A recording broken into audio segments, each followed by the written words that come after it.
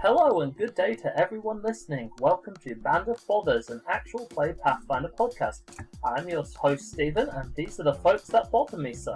I'm Barlam. I'm a human middle-aged rogue with a knack for knacks. My name's Robin, and I'm playing Aliso the Half-Orc Paladin. Just so you know, his name isn't really Barlam, it's Tuomas, and he's from Finland. Oh yeah, I'm from Finland, yeah. Hence the accent. Yeah, I'm Edgar. I'm playing Alpheus, or Alfie for short, the Wolf Shaman Animus. A doge. Yeah. My name is Josephine. I'm from England, and I'm playing Frida, the half-elf, female. Okay, so before we begin, I would like to say a personal congratulations to Tuomas, who just got engaged today.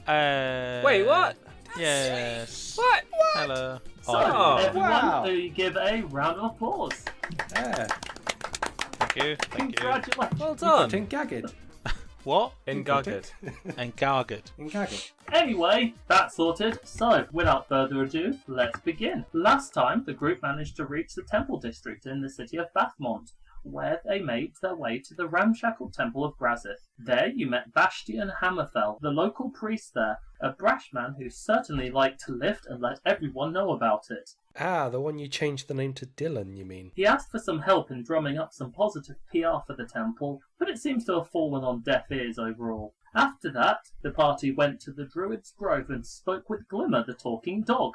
Well, he was a blink dog, and he told you all that Kyrad, the druid that you've been looking for, has gone to Arrowbrook, the village that's situated right by the Eldritch Lake. So you've decided to rest for the night and gather supplies for the adventure ahead. Since we've already done the supply gathering off session before the session began, so we will begin with a group already leaving Bathmont. Did you, in fact, go for the carriage? Because I let you have it with the money you had between you. We did. It's all our money. All right. Everything So, we have. In which case, we have the group leaving Bathmont. You've managed to pick up a horse and a sheltered cart at a decent price, so your journey should take you about 1 week. You've heard that it's a well-travelled route with several established stops along the way, so let's see how lucky we are along the way. What I want you to do is each of you roll a D100 to determine your luck for the journey. Each will be rolling for a different quarter of the journey. Don't like this. D100, blimey. A D100. By the way, as a note, I write down how much the two druids owe me and Aliso. Oh, Because God. I'm frugal. Well, remember that Alpheus paid 20 gold towards it, so he owes less. Yep. What's this for? You'll see. Luck. Oh dear. Oh, dear. key. Aliso. So low is good, right? Ha ha. Yeah, 11 at 100's good, yeah. Only in AD&D. It's never AD&D. So the D100 isn't actually a die that looks like a golf ball, is it? It is. Damn it. It would never stop rolling. Well, I wouldn't stop rolling for ages. It does, because it's weighted in a weird way. You could get away with it by having a roulette wheel, couldn't you? You can also just use two different D10s of different colours. Well, that's the actual answer. Yeah. But I was workshopping something here, Tuomas. Well, and I destroyed your workshop by running into it with a massive hammer. You rolled a giant D100 and it rolled over my workshop and crushed it flat. Yes, or, There well, you go. actually 2 D10s of different colour. So Yes. what would that amount to? Would that actually be, to crush them on 100? Depends what he rolled, yeah. Your first day is a nice and peaceful one, thanks to the phenomenal rolling of Tuomas. Don't do me like this. Yes! Yes! Well, Don't blame anyone. In all fairness, though, Bathmont is actually an extremely well-patrolled and well-guarded area, and there are numerous watchtowers and armed guards keeping the roads immediately outside the city safe. The weather is both pleasant and mild, though it is a little bit chilly to those who prefer hot weather, but certainly not cold by any means. It's the kind of weather where you do just as well with or without some kind of jumper or coat. As you travel, right around midday, You encounter a merchant caravan parked up by the side of the road. The driver is sitting under the tree enjoying his lunch, whilst his horse, which is still tied to the cart, is resting and eating some grass. When the merchant sees you, he waves jovial and beckons you to join him. So now we come to actual adventuring. Is this a mad hobo killing people, or is this an actual merchant? Well, roll a perception check.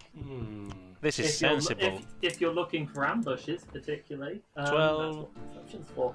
Is anyone else rolling? Yeah. Anyone else whose character would be suspicious? If your character's not the suspicious type, then you probably wouldn't be looking out for ambushes. Well, to be fair, Alpheus does tend to use things with his nose first. Does tend to smell things out. I mean, that wouldn't really be perception, though, would it? It is perception. Oh, okay. Yeah. Smelling is perception. In fact, I think you get a bonus to perception because of your scent ability. Okay, so yeah, Alpheus definitely would. I think it's already included on your character sheet, so... There we go. You roll loads better. That seems about right, honestly. Yep. Okay. Barlam, you don't see anything. It's a pleasant day, and the merchant in question, he appears a little young for a merchant all by himself. He's kind of a tall, gangly young man who's still got a bit of a pimpled face. He's got shoulder-length hair that's rather unkept. Alpheus, you don't smell anything out of the ordinary, though with that scent, you can smell that the lunch that he has appears to be some kind of sandwiches. Because with that kind of perception check, of course you'd know what he's eating. What sandwiches? I think that kind of perception check warrants the exact calorific content, the protein content. It is a bacon, lettuce, and tomato sandwich. Wow. Nice. Delicious. Wow. How many carbohydrates in a portion? Can you smell that? He's a dog, He not a might- dietitian. Well, he's an He might intelligent be dog. able to, That's but debatable. unfortunately, unless he has a knowledge skill applicable to knowing the nutritional information of a BLT, then he probably wouldn't actually understand it. So. Dude, does anyone see the package the sandwich came from? You know, the Tesco kind of, triangular package. And it The can they Bathmont. read? Bathmont brand BLT. Yeah, Bathmont lettuce and tomato. Yes. Anyway, are you guys going to stop or carry on? Oh, Alpheus definitely stops once he sniffs out this guy. It's like, The bacon smells amazing. yeah. And I'm still driving. Oh no. I'm not trusting random bacon, guys. No, sorry. Just I've had that thing slap on my ass too many times, in my life. Random bacon guys are up to no good. In all fairness, he looks kind of like a scrawny teenager. I mean, he looks so weak that even Frida could probably beat him in a fist fight. So Yeah, on me. Anyway, so I continue. I tip my hat to the good young man. If the others will not object. No. Barlam. Yes, I rumble. My nose has picked up a most delicious scent that could only ever mean a good thing. Sorry, You the should road's a bit loud, rumble. I can't hear you, sorry. We should probably speak to that delicious smelling guy. Any guy that smells delicious is suspicious. Delicious but suspicious. Remember that, man. And you will go far, and I ride faster. I just smile and wave as we go Yeah. past. Sorry, we can get bacon from some other place. You're gonna have bacon tonight. Okay, Yeah. Alpheus is happy about that. Some kind of a boar? Well, bacon needs to be cured first, so if you want to wait a few months, then sure. Great, bacon and Is this going to be a session all about Robin's insights into specifics? Like, I know about knives. I know The about weird, curing useless meat. trivia. Oh, we didn't talk about knives on the podcast yet, did we? That was a bit before. Yeah. Yeah. I asked Tuomas a question that ended up being about 5 minutes long. He went in depth into details about his characters, but all I wanted to do was brag about how much I know about the butterfly knife. Exactly. So, let's continue. Okay, so you're not stopping. You're going to carry on down the road. If we stopped for every man with a sandwich, then we would never get to Bathmont. Oh, No, we never Arrowbrook. get Out to- of Bathmont, I'm sorry. Yes. All right. Well, the rest of the day goes by pretty smoothly. It's pleasant weather. It's a safe, well-guarded route. So, is there anything any of you would like to do along the way? Anything you want to talk about? Anything you want to go hunting or anything at all? I encourage people to go hunting in the evening while I start humming in that old man way of not really being tone deaf, but not really humming any particular tune. It's like an annoying non-tone humming. So I don't really have anything to hunt with. I forgot to bring a bow. Instead, I've brought a trident and an axe. I have a bow. All right, you can go hunt then. No, Cheers. you can go hunt. I'm not. I'm going hunting. That sounds like a great idea. No, I'm not going to hunting. Look at my old bones. I can see them. Yeah, Alpheus, exactly. we've got our companions to help us. We can go hunting. Yeah, exactly. You're druids. Do some foresty stuff. I'm not a hunter. I'm a lover You're a lover of the fight. of meats found in the forest. Terrible. Hint, hint. Yes, you can go hunting. You must be better at it than me. Yeah. Well, fair enough. Should we stop at the side of the road then and go hunting? Yeah, I think we've stopped in for the evening or something. I don't know what actual time it is now. Well, nothing's going to happen throughout the day. You got a fantastic roll, so Yeah. it's all good. Sweet. I can do one thing well: dodge encounters.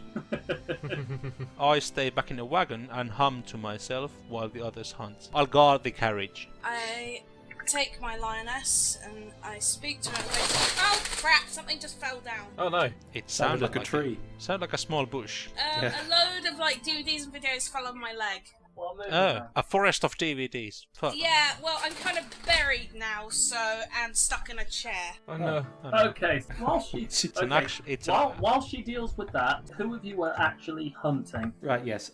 So, Alpheus has already agreed to that. I probably should hunt because Snuffles would just be on rations otherwise, and he gets very grouchy. So I'll hunt for at least him as well. Yeah. So Frida is hunting as well. Aliso, are you hunting? Hell no. I'm staying behind and looking after the I tent. say to Teapot, looks like we're going to have to go get our dinner. I'm able to cook a bit. So Alpheus, can you please roll a survival check? Oh, God. Frida, can you make a survival check? And could you also make an additional survival check? That's a d20 plus 6. That is for Teapot. Okay. Snuffle doesn't have a survival skill. Saying make a survival check makes it sound a lot more threatening than it actually is. Yeah. Roll a d20 to survive. Yes. Dun, dun, dun. Nice. And I've got to roll again for the lioness, don't I? Yes, you do. Damn it.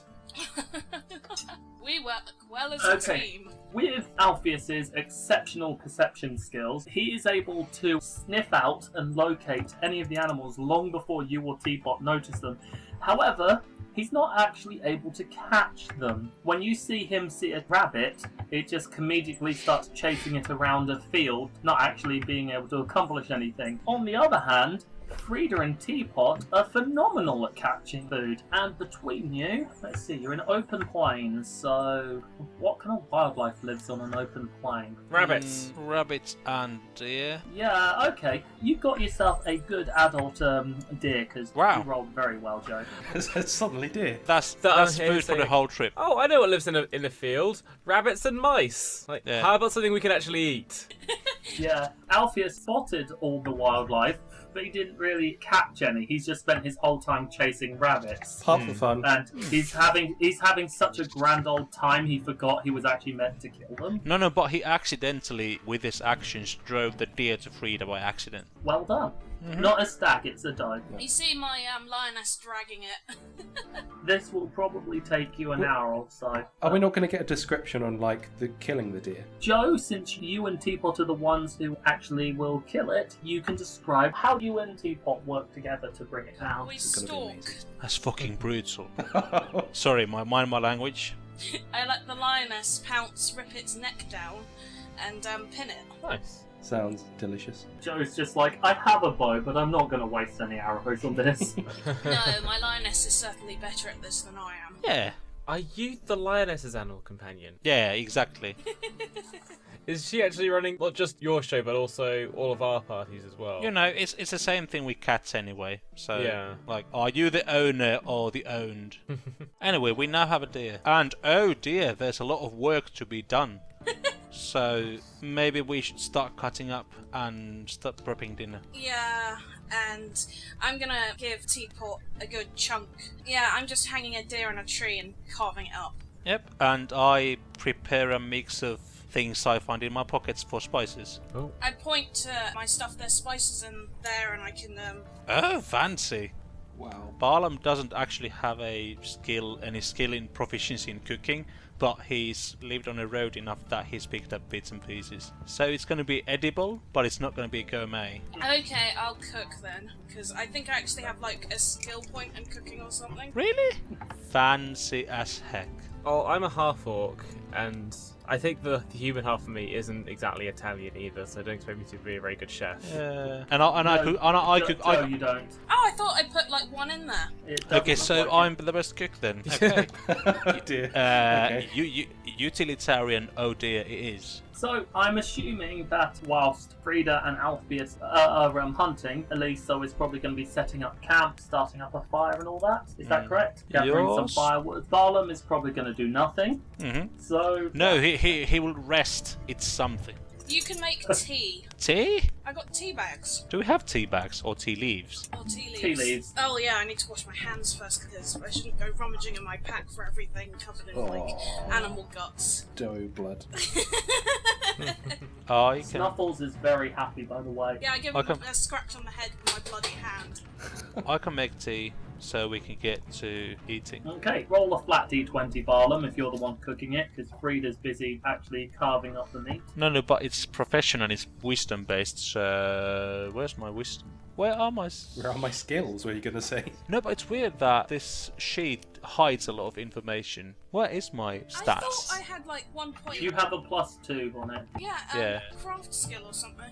Oh well. No, that's the wrong. No. Just roll a flat d20 and I'll figure it out. from there. Yay! I won. Oh, Dear. So, have you ever had the kind of meat which is burnt on the outside and like frozen in the middle? Or more like bloody raw in the middle. Yeah, he's somehow pulled that off. Can I intervene So, and try and rectify this? Well, luckily, a deer provides a lot of meat, so what he's done is essentially ruined a day's worth of the rations you would have gotten from this deer. So you can try again if you'd like, or you can hand it over to someone else. I sandbag my failure by saying that Well- I'm just not used to cooking deer. yes. Well, In all fairness, the animals probably wouldn't mind. I was just about to say, like, Alpheus probably wouldn't mind either. Elisa definitely would not mind.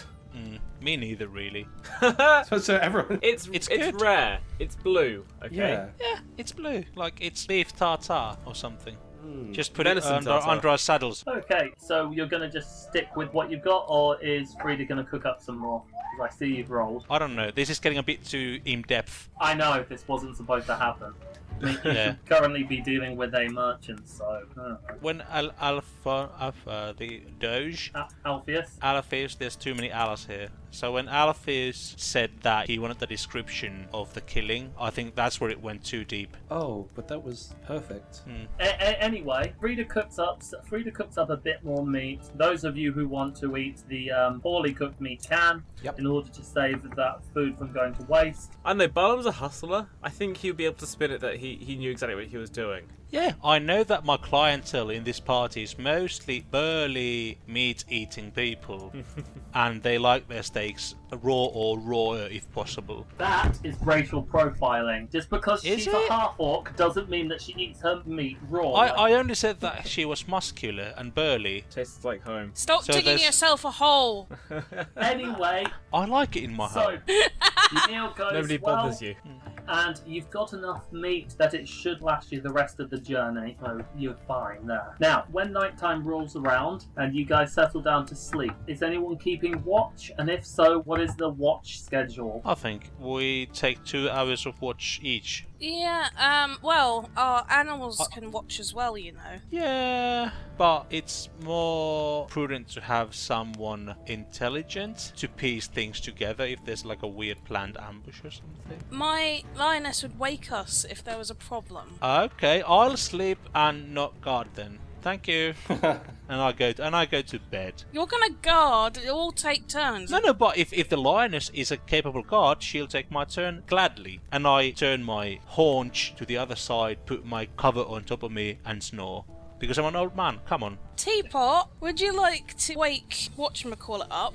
She starts padding at your feet. Alright. I've slept in many travelling homes for the poor, so I take it as a bit of hobo frisking, and I continue sleeping with a pleasant smile. What? I'm adept at dodging responsibilities, if you Okay. haven't gathered. So Barlam isn't keeping watch. Are you just letting the animals do it, or will humanoids do it I'm as gonna well? take one turn, then my lioness, then Alpheus, you should take a turn, and To be honest with you, I wouldn't put a lot of faith in Snuffles. okay, we won't let Snuffles watch then. Do you hear a gentle snore? I'm gonna ask the lioness to climb on top of you in the middle of the night if you're not careful. So warm. So warm. Oh, Okay, so the watch cycle. Elisa, are you keeping watch, or is it just Frida, Teapot, then Alpheus? Aliso. Oh, Robin. sorry. Robin. Wake up! Sorry. Stop Facebooking. I was asleep. Sorry. No, yeah. Stop Facebooking. Okay, so Elisa is apparently asleep already. She's just ignored this whole thing. Yeah. I was asking, are you adding to the watch? Because really, to give everyone a full night's sleep, because everyone needs 8 hours, you need like 3 people keeping watch for like 4 hours apiece. That way everyone gets about 8 hours total. That seems fair, yeah. I mean, if you've got the animals as well... Oh, sorry. Is it okay if I say animals? yeah. Yeah. Okay. If you have the animals keeping watch for 3 hours and then another 3 hours, I guess I go do another 3 like towards the end as the sun comes up. Alright then. What How's else? it going? What else would you call them but animals? By the way. Companions, friends. What? They are animals still. Yeah. Well, it's probably also that he doesn't want to be using a word that might offend Alpheus, who is essentially an animal. Oh, Alpheus would be hard pressed to get offended by that. I'll It's try a bit harder then. dense anyway. Okay, so it's basically going to be Frida and Teapot, Alpheus and Snuffles and Elisa. Right, fine. Everyone, roll a perception check. Those with animals get a +2 to your roll. I don't roll because I'm asleep. I was trying to get out of this. When you wake up, you'll find a lioness licking your hair. Still not sure why. Free wash. Okay, first watch goes by, uneventful. There's a bit of wildlife scuttling around, which keeps Teapot happy, but that's about it. Second watch comes around, and again, it's pretty uneventful. Alpheus and Snuffles, you're up for a good few hours. You hear some interesting sounds, smell some interesting smells, but as far as you're concerned, there's nothing out there that's a threat. And finally, Eliso comes around, and she watches the sunrise. It is beautiful, and nothing happens. You're all good. Huzzah. Yeah. Yeah. Well, no, that's not necessarily true. It's not that nothing happened. We didn't notice anything happen. Indeed, you now have no money. Oh wait, No. to begin with. Barlam happened. No. I wake last. With a lioness licking your hair. It feels good, and I comb through my hair with the added gel-like substance of saliva, and it's now sleeped against my head, and I'm like, "'Tis a beautiful morning. How did you sleep?" It was... I'm unfazable, absolutely unfazable. Was it eventful or eventless? It was a quiet night, so... Good. I heard nothing, so you guarded well. It was eventful. There were plenty of rabbits. I commend all of your efforts as the guards of this caravan. Well, let's just say we're returning the favour for the gold. Exactly. Now you see the point. Where I pay, you do. So why was I doing as well? Because you like it. It's like a hobby for you. Oh yeah. Because your god said so. It keeps you in shape. Makes me feel like I've got a proper job. Also, it is a proper job. You worship the saint of protection and guardians, so guarding people is your whole shtick. Yeah. Yeah. And my whole shtick is not giving a frick. So, Exploiting yes. people. Yes, you see the It's a truth. symbiotic relationship, see? It is a symbiotic You're relationship. you guard him because your religion says so, and he takes advantage of it. Yes. Anyway, the morning you pack up, make your way, and it is again another beautiful day, because this is covered by that first dice roll, which was marvellous. So you have another fantastic day, and at the end of the day, you actually come across a coach house, which is set up to be pretty much a 2-day stop, but unfortunately, you're all skint, so you're going to have to stay outside with the other caravans and wagons that also couldn't afford to stay for the night. The carriage is comfortable. The Fortunately, carriage is not comfortable enough for my delicate sensitivities. It costs 100 gold. It's comfortable. It's got pillows. Fortunately, this night goes by uneventfully. The coach house actually has a few guards of its own that it hires, since so many merchants come through here and stop off on their way into or out of Bathmont, so they pay good money to keep this area safe. Yeah, because trade tends to happen in safer places. Exactly. On the third day, however, the weather unfortunately turns bloody awful. Oh. This was not my role. Don't do me like this. Unfortunately, it is a wet, cloudy day. The wind is blowing. Rain is like sideways. It is unpleasant. And whichever poor sap is up actually driving the cart is going to get very, very wet. I drove the 2 last days. It's someone else's turn. Let's face it, it's probably Alpheus' turn, isn't it? Yeah. So he's going to get like... It's like wet like being a wet dog. Yeah, wet dog that's been Wet dogs. blown with the wind. It's going to be fluffy and wet. Didn't you say he needed a bath anyway or something? Everyone kept telling Alpheus that. And now you get it. So, as you're sitting there in the rain, Frida leans over and pours some shampoo into your fur, just so that you actually make the most of this. Medieval shampoo, please, come on. This is overboard. This is like... I am, of course, joking. I'm but, actually just huddled in my cloak with my lioness. But, I'm Alpheus, huddled close by inside the carriage because it's warmer near the lioness. I learned that last night. So, Alpheus, 2 questions. Is Snuffle on the driver's seat with you, getting wet, or is he in the back staying warm? Oh, he's in the back staying warm. Okay, could you please make a perception check without any bonuses that Snuffles might give you? Sure. Did you just roll then? Yes, I did, yeah. And it rolled twice because of reasons. Okay, you are taking a negative due to the awful conditions, and you don't notice until it is pretty much too late when the horse that's pulling the carriage suddenly comes to a stop having hit something. It whinnies loudly in frustration, and you see what looks to be some kind of sheep in the way. The horse is extremely unnerved right now. How big is the sheep? You're in the back, you don't know, you just know that the carriage has stopped. Well, I poke my head out to look and see what's going on. Alpheus shouts out to the back of the cart to make his voice heard. There seems to be something in the way. Something in the way? What is this something? I look out the carriage and I have a look to see what it is. Roll a perception check. I assume you're looking out the front. Yeah. You can't really tell right now, but it looks like a sheep. It looks like a sheep. Does it smell like a sheep? How big is it? It's the kind of standard sheep size. Oh, okay, so it's a normal sheep. Okay, then that's fine. I'm going to roll sense motive. Right. I will sheepishly roll as well. You would. 25. I'm good at assessing situations in case of running away happens. You notice immediately that the horse is extremely agitated. It doesn't take a druid to figure it out. The horse is thrashing about trying to get away, but he can't since he's tied to the thing. And the sheep, when you look at it, you realise that something is not right. Its body appears to be moving, but not like it itself is moving, but more so like you would see a slime creature constantly shifting and changing. Given how woolly it is, it's hard to tell, but this thing does not appear natural and it appears very aggressive. I rolled a 25 in sense motive. Let's tell anyone. Knowledge which is why Aliso and Barnum both know that this thing is extremely aggressive, and we are going to roll for initiative. Let's say there's not going to be a surprise round. Your vision is extremely limited due to the poor weather, so... Where is my initiative? I love it. It's like Alpheus doesn't know it's intention, so it's just like, it looks friendly. You see now as a tentacle like rhymes out from within the wall, it thrashes and strikes at the horse. Don't. When you finally get a good look at its face, it is twisted and distorted and filled with vicious-looking teeth. Sounds friendly. It is certainly far from friendly. Oh. I'm just quiet and open-mouth horror.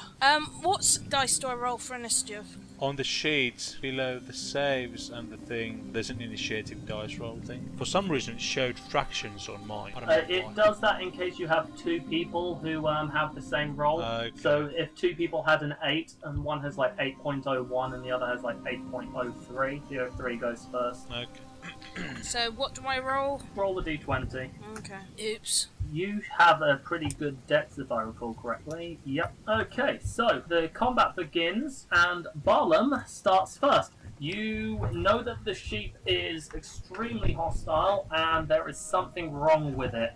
Yeah, I'm gonna take my bow and shoot at it quickly, and Can you see the map? Yeah? Yeah, I've drawn a little cart for you guys. Yeah, I'll shoot with my bow, and since it hasn't acted yet, it's flat-footed. It is, so you get your sneak attack bonus. I rolled a 19, and for some reason it gave me That damage plus 17 already. silver arrows means that you've got 17 silver I'm arrows. not shooting silver arrows, I'm shooting normal ones. Does it give dex to the damage? No. The silver arrows just bypass damage No, resistance to I'm certain not- creatures, but doesn't add extra damage. But yes, you hit it for 2 damage. And sneak attack. You get to roll sneak attack, so add 1d6. There. Yay. Could So have been that more... 5 damage. Okay. Eliso and Alpheus, before you even have a chance to react, the arrow flies straight past your heads and strike this ever-shifting, amorphous mess that looks like it was once perhaps a sheep. And also, before my round ends, I take a 5-foot step there. Good idea. And then you hear Barlam scuttle away from this thing. I take one step back, basically, behind the animals. As a shield. Yeah, they're either food or shields or warmth. The sheep, having been struck by an arrow, you see its body twist and distort, the legs sticking out in different directions where it's supposed to. It looks like twisting. You hear the bones cracking, your tentacles rhyming around, and it lifts off of the ground over the horse and straight to the first person, which is Alpheus. Such scare. You now have a flying mutant sheep that's trying to eat your face. Cool, a Cronenberg. Let's kill it. Yeah, it's Cronenberg time. Ugh. Cronenberg, Morty. Okay, so it tries to bite your face, but doesn't seem to succeed, and now it will try to strike you with its tentacle. I shout, oh my which- deity. Despite being flat-footed, I'm assuming that you're wearing your armor. Well, yes, of course. I'm working under the assumption that you've all got your armor on, Yeah. because you never know what you're going to find when you're on the road. So it just, its tentacle flaps around and caresses your armor a bit, Ugh. and you hear the sound of its suckers Nope. No. No. against your armor. I'm not that kind of doge. I'll have you know, I'm not that kind of a doge. It makes an ungodly sound. Right. Okay. And I shout, oh my deity again. Snuffles will act on your turn, just. Yes. Okay, I am generally a bit new to this, so bear with me, guys. Combat, I mean. That's okay. It's not. We shall punish you. Oh, I forgot to get you guys to give me what your spell list is for the day. Noobs use spells. It doesn't matter right now, we're not going to do that and slow combat down. Let's just carry on. I'm just going to say I had what I had last time, Snowball and Ice Armor. Yep, carry on. Well, he's right in my face, really, so yeah, okay. Can I try attack with my sickle? That'd be okay? You have, I have to draw them first, don't I? Yes, which will be your move action, I believe. Have you got a basic bonus of +1 or higher? Basic. What class are you, that is? Druid. Okay, so a first level druid has a +0 basic bonus, so he can't draw his sword while on the move action, or the same action when I he's mean, attacking. he's doing it in place of a move action, so But when, draw his weapon, when anyone does get a +1 as a basic bonus, they can draw their weapons as part of the attack action or move action. yeah, whilst moving, so you can do this instead of moving. Well, I'm not planning to move anywhere, put it that way. He's just going to sit there on his seat, just like, ah. But yeah, so you are able to draw your sickle and shield if you wish. Yes, I will do, definitely. Now your AC goes up by however much your shield is, and roll for attack. D20 first, then the attack roll, isn't it? Yeah, D20, yeah. Yeah. And what's your attack modifier? Strength bonus. +3. Yeah, so Your that's sickle is +3, yes. 13. So 13 against its AC is a hit. Yay. Sweet. Sweet. So was it 1d6 +3, I guess? Yeah. Wow! Wow, well done. 5. Okay. As it's caressing your armor with its deformed tentacle, and its body is like twisting, and you hear the bones cracking and this like demonic bleating, you dig your sickle in deep, and it screeches out in pain, and it's like awful, unnatural, terrifying sound. So like a normal sheep. No, be nice. Normal sheep are horrible. Frida, you're They're scary as sorry. F. You still have Snuffles. Yes, I do, actually, yeah. Well, it sounds like Digby's ex-wife. I'll get Snuffles to... Snuffles and Teapot are very disturbed by this. If you wish for them to attack, you're going to need to make a handle animal check. My lioness is kind of carrying behind me, and I really understand where she's coming from, so... They're not smart enough to understand what's going on.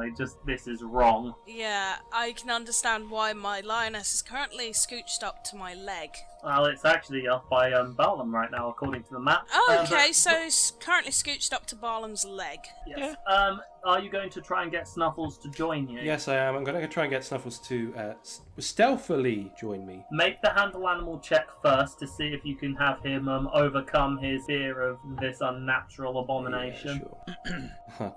So they're good fighting partners so until there's not only do you fail, but Snuffles runs straight past Balam, off the cart, and disappears somewhere into the rain. He's gone. But bloody... Yeah, okay. And I remark quietly, so you train these animals?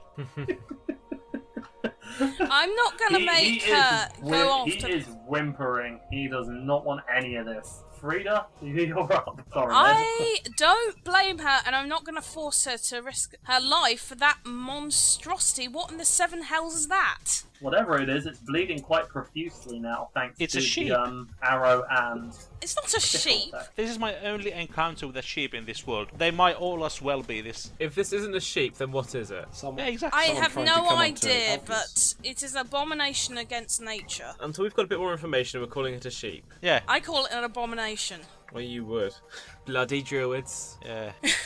Always talking about neutrality and, my alignment is grey and balance. I'll have you know that my alignment is grey. We don't talk about alignments here. Oh, Frida, you'll go. Your alignment is beige.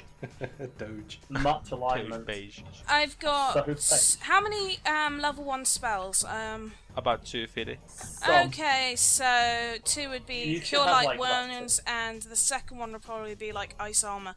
So, could I cast Ice Armor on anyone else to help, or is it only on myself? Let's look. Just so you know, as a druid, you can switch out any of your prepared spells for Summon Nature's Ally at any time. So you always have that prepared. Don't summon any more sheep. Yeah. Summon sheep. Regular sheep. And then they took a huge bleating.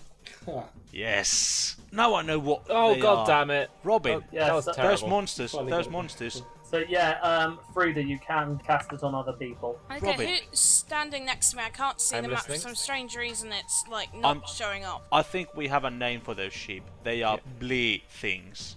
Okay. Well, people who are next to you Bleathing. is Eliso, Thing. Okay. Alpheus. Alpheus is the one currently engaged with the sheep. So yeah, they're the thing.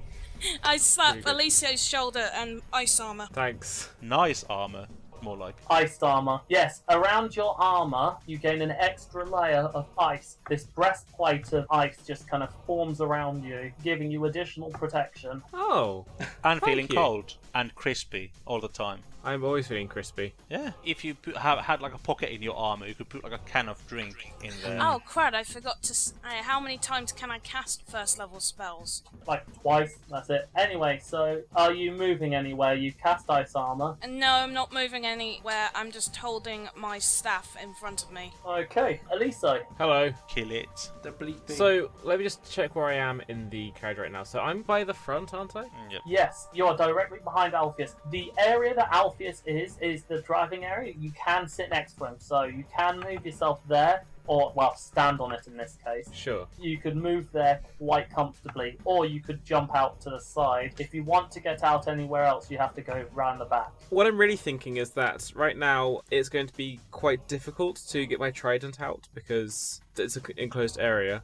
So instead I'm going to use my sidearm, which is, of course, a battle axe. It's also the symbol of the Church of Grazith. Yeah. So it's going to make me feel more confident, at least. I don't know if it's doing anything to the monster, the Bleathing. But yes, I'm going to get all up in it and try and cut off quite a few of these tentacles, I think. Ugh. Okay, so make an attack roll. Ooh, wow. Wow. Eliso is attacking with battle axe. I'm afraid That was a that pretty will bad not attack roll. hit. Yes, unless you can think of a way to boost it at all. I say, hey, I really want to hit this Can I try and aggressive. can I try and describe something cool and get some bonus attack points for that, or do I? Wow. Yes, rule of cool does apply. So if you can describe something awesome enough, you might be able to get a +1 or +2. Probably a +1. Alright, so Eliso watches the Bleathing, seeing all these tentacles thrashing about from the strange monster, and she realises that it's going to cause damage to not only the cart, but also could scare off the horse, which means that they're in the middle of nowhere. So she jumps forward and tries to grab one of the tentacles out of the air and cuts it off close to what looks like an elbow, so that it can stop thrashing about so much and really stop causing any sort of damage to the people on the property. I'll give you a +1 for describing it. Alas, that is still not enough. Okay, so I missed grabbing the thing out of the air then. I'm sorry. That's fine. But Not cool nice enough. description. I like people giving descriptions. So you were extremely close. In fact, you grab it, it's tentacle, but it's kind of slimy and it slips right out of your hand. I hate that. You did get it, and it would have been so cool, but alas, it was not meant to be. It's too gross. Yeah. Which means, Barlam, you're up. So, I plan on... Remember, you need the precise shot feat to make ranged attacks when it's in melee with your allies. Or not to get a minus. Yes. There's a cart door here, or, at the side, eh? I thought it was the kind of open kind of Oh, like a wagon? like like a kind of enclosed wagon, like Yeah. what's Like an arching, thing. Yes. Like that's a covered wagon, yeah. Yeah. Okay, right. I thought it was a carriage, like a closed medieval carriage. Anyway, if it's like that, I was thinking more like Oregon Trail. Yeah. That was an invention of, another place. But anyway. What's in Oregon? Wait, one. Yeah, exactly. Can I try Rule of Cool? Go for it. I always approve of that. He is so damn scared of this thing destroying the wagon and or the horse that his latent and seldom used athletic abilities come forth, or his acrobatic abilities would spring to the front of the carriage and jump over the doge and over the monster to get to a flanking position to stab at it with his short sword. Okay, you can do that, yes. So you wish to tumble. Yeah, And acrobatics. you will gain a bonus for description. Right now, remember, it's flying above the horse. The horse is pretty much underneath it, in between those two squares. Okay, so But you would be able to reach it on the floor. Acrobatics, and that goes against its CMD, I believe. Yeah. Which you succeed. Very nimbly, you skittle across the wagon, you leap over Doge, and then push yourself off of the horse and go even higher and over the sheep, getting behind it, where you can now swing around and stab it in its back. with a Side. backstab and attack bonus. And because I moved more than 2 squares before attacking, do I get a charge bonus? If you are charging, you'll take a negative to your AC, but gain a plus to your attack. Yeah, I'll take that. I think it's a 2 for 2, so Yeah, so 2 AC, 2 attack. So that's more than plenty. Yep, that is indeed. And sneak attack is d6. So that's a total of... What strength did I have? Because I can't find it on my character sheet. There's a total of 8 damage. So I get +1 from my strength, so that's 9 damage. I do. Oh, that's not put on your character Yeah, I thing. have +1 to my damage. Fair enough. Okay. Yeah. So that's 9 damage. They see me in the most movement they've seen me on a whole trip. Yeah. Like it's blur. amazing. And it is very fitting that this is the most they've ever seen you move, because as you plunge your short sword deep into this back, you keep going further and further until you reach the hilt itself. It screeches out in agony, rhyming around as it starts flopping, its limbs moving this way and whatever, as it starts swaying in the air until it collapses on the back of the horse and then drops to the floor. And I do a perfect telemark landing, like a Winter Olympics style, long ski jump landing. Alpheus is very thankful he claps at this Wow! and holds up a At least- scoreboard that says 9 out of 10. And the Russian judge gives me 4. Classic Russian judges. Yeah, exactly. At And least I turn around. That's the one stab I'll make for you guys. You have to start charging next time. I stab in the dark. First one's free. So Elisa jumps off. First one's free. Elisa jumps off and she's going to inspect the Bleathing. Like, what is this? What is this and how did it get here? Who allowed this? I mean, what was my jump more like? What was that? Frida and Alpheus, as the animal people, could you just make a quick wisdom check for me? So just roll a d20, add your wisdom. I love how they're demoted constantly from druid downwards. Like, they are no animal people. Next they are like veterinarians and Dog walkers. dog walkers. Yeah. So what do you want? Doge walkers. D20 plus wisdom, Okay. is it? Yeah, plus wisdom. So, Frida, you are just freaked out by what's gone on, so I won't give you any extra information here. Alpheus, Yeah. when you take your dog for a walk, does it take you for a walk or do you take Oh it no, for very often Snuffles takes me for a walk. a walk? Yeah. Okay, Alpheus, you've got enough sense to know that right now, before you investigate the sheep, you should really tend to the horse. The horse has been attacked, it's terrified, and also Snuffles is God only knows where. Okay, I'll tend to the horse. He needs to tell you first, Frida, you are too freaked out for this to even dawn on you. That's why, mate. fine, because I don't... Yeah, so no, it doesn't matter. I will tend to the horse first anyway. I would be worried about Snuffles, but Snuffles and I have been together for a while. I would go to him later. Whoops. Okay, so you're going to go tend to the horse, make sure it's okay, calm it down. Eliso is currently examining the abomination against nature, and Barlam is still reveling in his, own glamour. Yeah, and I also poke feel like at Balam's it with go- my. I poke at it with my sword and say, "Geez, I think I'll work up next to this one day or something, or someone looking like this. If you know what I mean." Yeah, so certain it looks like Digby's ex-wife. Yeah, Sounds exactly. like it too. Elisa takes her axe and guts the thing to have a look at the insides Yeah. of it. What? Alright, so Wow. Frida, what are you going to do? I mean, like I said, you didn't have the sense to take care of the horse, so that's not something that's you Yeah, right now. but I'm what do just you do? tending to my lioness who's carrying the back of the carriage. Eliso, you're investigating, and how much do you know about sheep? So she's eaten lamb before, Yeah. but I don't think she's really much of a butcher herself. The nation you're from is quite northern, so their sheep would be fairly common Okay. since you can raise them, but just because they're around doesn't mean you know anything about them. Maybe she helped us on the sheep farm a few times, but she doesn't know how to shear one, essentially. Yeah, okay, so you don't have a knowledge nature skill. No. Any What Welsh, about- what any about if I Welsh roll- people around? Really? Oh no! This is a family podcast, Tuomas. Yeah, I know. I didn't say anything obscene. Nobody knows their way around the insides of a sheep like the Welsh. I can roll handle animal. Does that count? No, Fine. it's, first of all, probably not an animal at this Well, point, it's like a sheep. and it's dead. The Bleathing. And if you wanted to befriend a sheep, then you'd use handle animal. But right now you're trying to perform an Autopsy.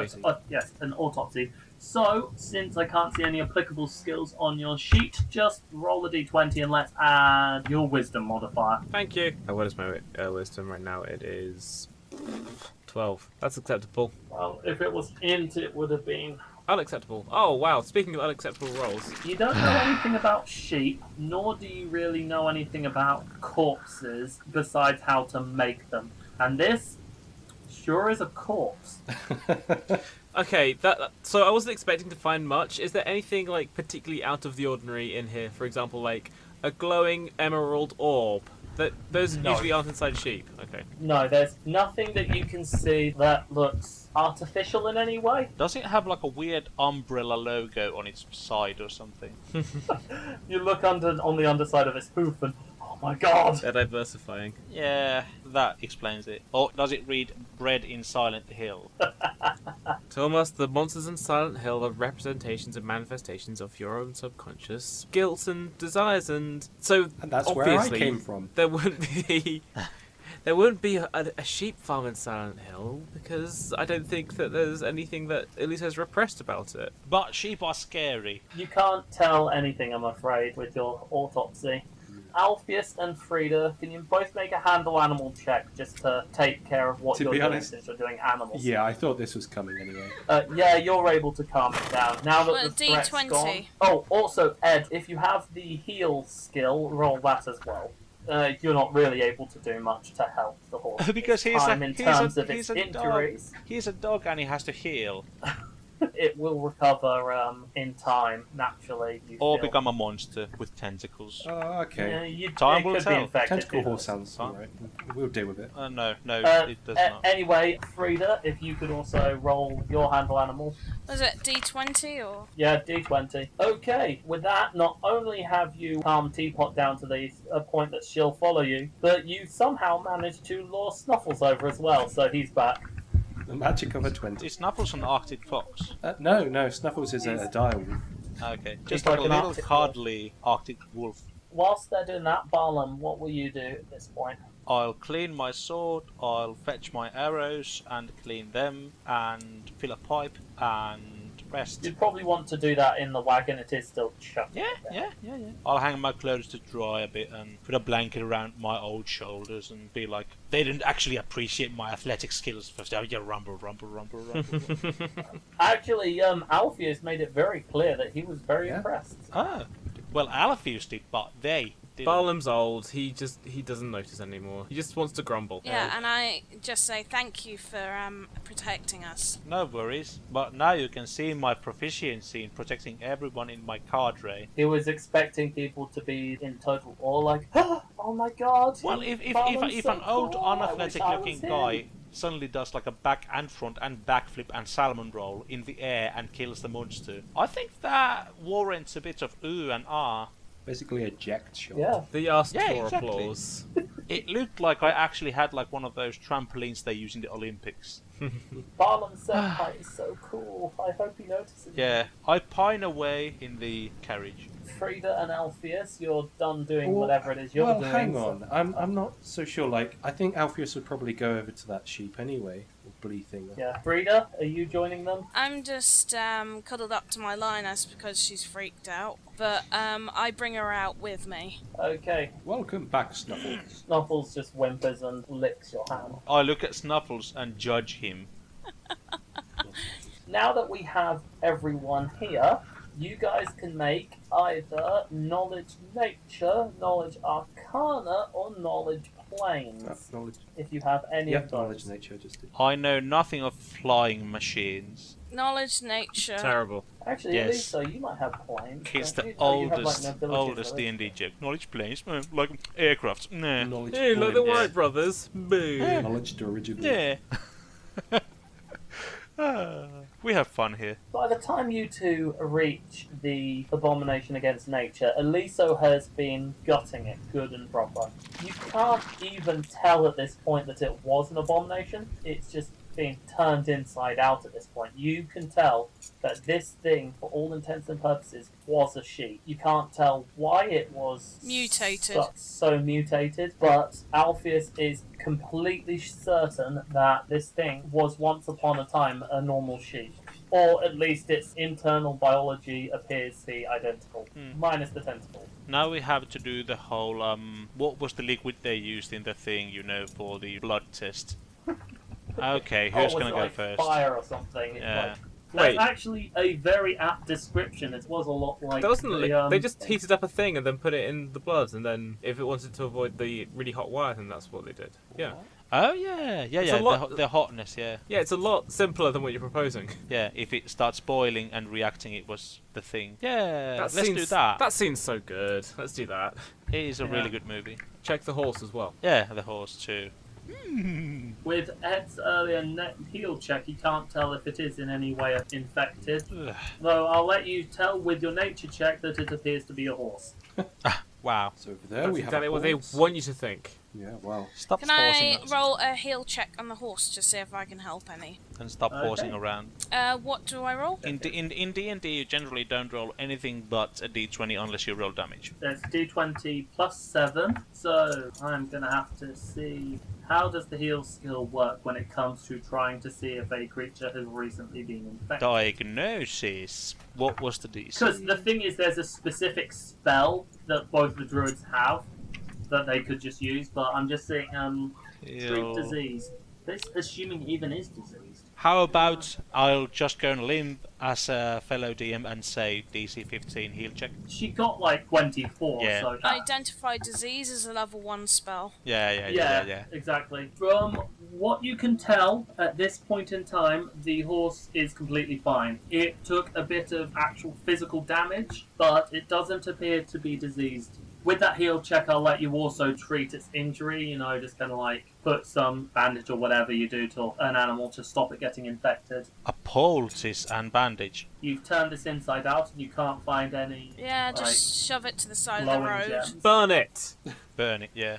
How can we burn something in the rain? I don't know, I'm an orc. You figure it out. We must devise a strong fire. Just dump it at the side of the road and be done with Isn't it. decomposed corpse a level 1 druid spell? Ah. I don't have that on me today. Let's just toss it the side of the road and have it be someone else's problem. I think that's a terrible idea. Oh. Are you also saying that the druid's idea was terrible then, eh? Well, I thought put it in the woods and let nature take care of it. Or other would you creatures may, I don't know, try and eat it and... I don't want to sound too druidic, but doesn't this thing seem like a sin against nature? Yes. It is abomination. A True. little bit of abomination. Just a little. It's a cheeky bit of abomination. Bits of fun, a cheeky abomination. We're going to go out for a cheeky abomination. We're going to Down at Nando's. we're going Oh, to no. cremate this thing before we leave. Okay, fair enough. But that means we're going to have to drag it with us. Wait. Is this... I love is that, this, communal. Is this Bleathing flammable, right? No, I love that the name is already adopted. I love it. Yeah. Bleathing. it's made of animal Well- flesh. How could it be flammable? Well, It's got wool as well. Of course, it's flammable. Like a Yeah. person is flammable. okay, so... Yeah. So, Druid has a level 0 spell called Spark, Yeah. and it ignites Do we have- flammable objects, so can I not just... Right now, it's wet and But it's called inside out. Spark. This is level 0 spells. If you have a lighter, and when you click it, it makes a tiny little spark, that's what you've got. Come on! Okay. Level 0 Right. spells aren't, like... You're gonna go the hard route. I say we drag it near the nearest big tree that offers protection from rain, Yeah. and we make a pile of sticks and whatever, and then bracken. use that spell to make a proper fire, and then toss it into that fire and run away. Can't we also use any oil that we might have for torches and... I have lanterns? lamp oil. We have lamp I have, oil. yes, I actually have 10 torches. Yes. So we can burn it. Stop teasing us, DM. You can burn it once you set up a pyre for it, is what you're saying. If you're going to take the time and actually set it up, then yes, you can. Okay, And good. let's say that there is a lovely large oak tree that gives you plenty of shelter, and because it is autumn, there's like leaves and branches and stuff, it's easy to gather and pile up to make a little pyre for this thing. Yeah. And we burn our monstrosity. sacrificial lamb. Does this please your nature gods? I don't worship a god. You worship nature, though. Yeah, true. Nature would be too pleased that we're burning something at the foot of her tree. An abomination, though. Yeah. It is raining like sideways. You're not going to set the tree on fire. I wish to never see sheep again. They're okay. You're heading to a lake that was previously called Mutton Lake, named after the fact that there are a lot of sheep in that area. Oh dear lord. That's bad taste. The entire region is pretty much known for its mutton, so. Yeah. So let's run away as quickly as possible then, if it's known for this sheep. And get everyone inside out of the rain. Let me see what the other dice rolls were. The next dice roll was a 36. Why can't you roll better, guys? We just had a bad day. You managed to continue along the way as the light of your fire disappears into the darkness of the storm, and you carry on. The whole day is not a good one for it. The weather is just lousy, and unfortunately there isn't another coach house at the 3-day stop, but there is an area that merchants tend to use. It's well worn, and there are currently other merchants there. You can join in this communal wagon wheel so that people keep safe, and the people there have kind of put up some makeshift rain shelters so that they could get a fire going, so they can cook some food. And by the time you get there, they are already underway in preparing dinner. This is a pretty common Are they all sight. eating mutton?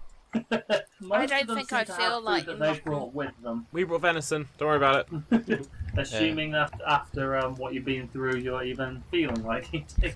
I am. Delicious meat, yeah, fine. Yes. The wagon wheel that's set up is good and safe. You're able to rest, talk with some of the merchants, and tell what you've seen, see if they've seen anything coming the other way, or... I'll ask a few people nicely that, have you seen murderous weird sheep? Do you know they're all going to answer yes, aren't they? There are some knowing looks around. That kind of awkward, uncomfortable muttering as they know what you're referring to. Kind of don't really want to talk about it until one of the caravan guards mentions them getting attacked by a mutant death rabbit. They had a horrible time. A rabbit took out like half of their party. That is one deadly jumper.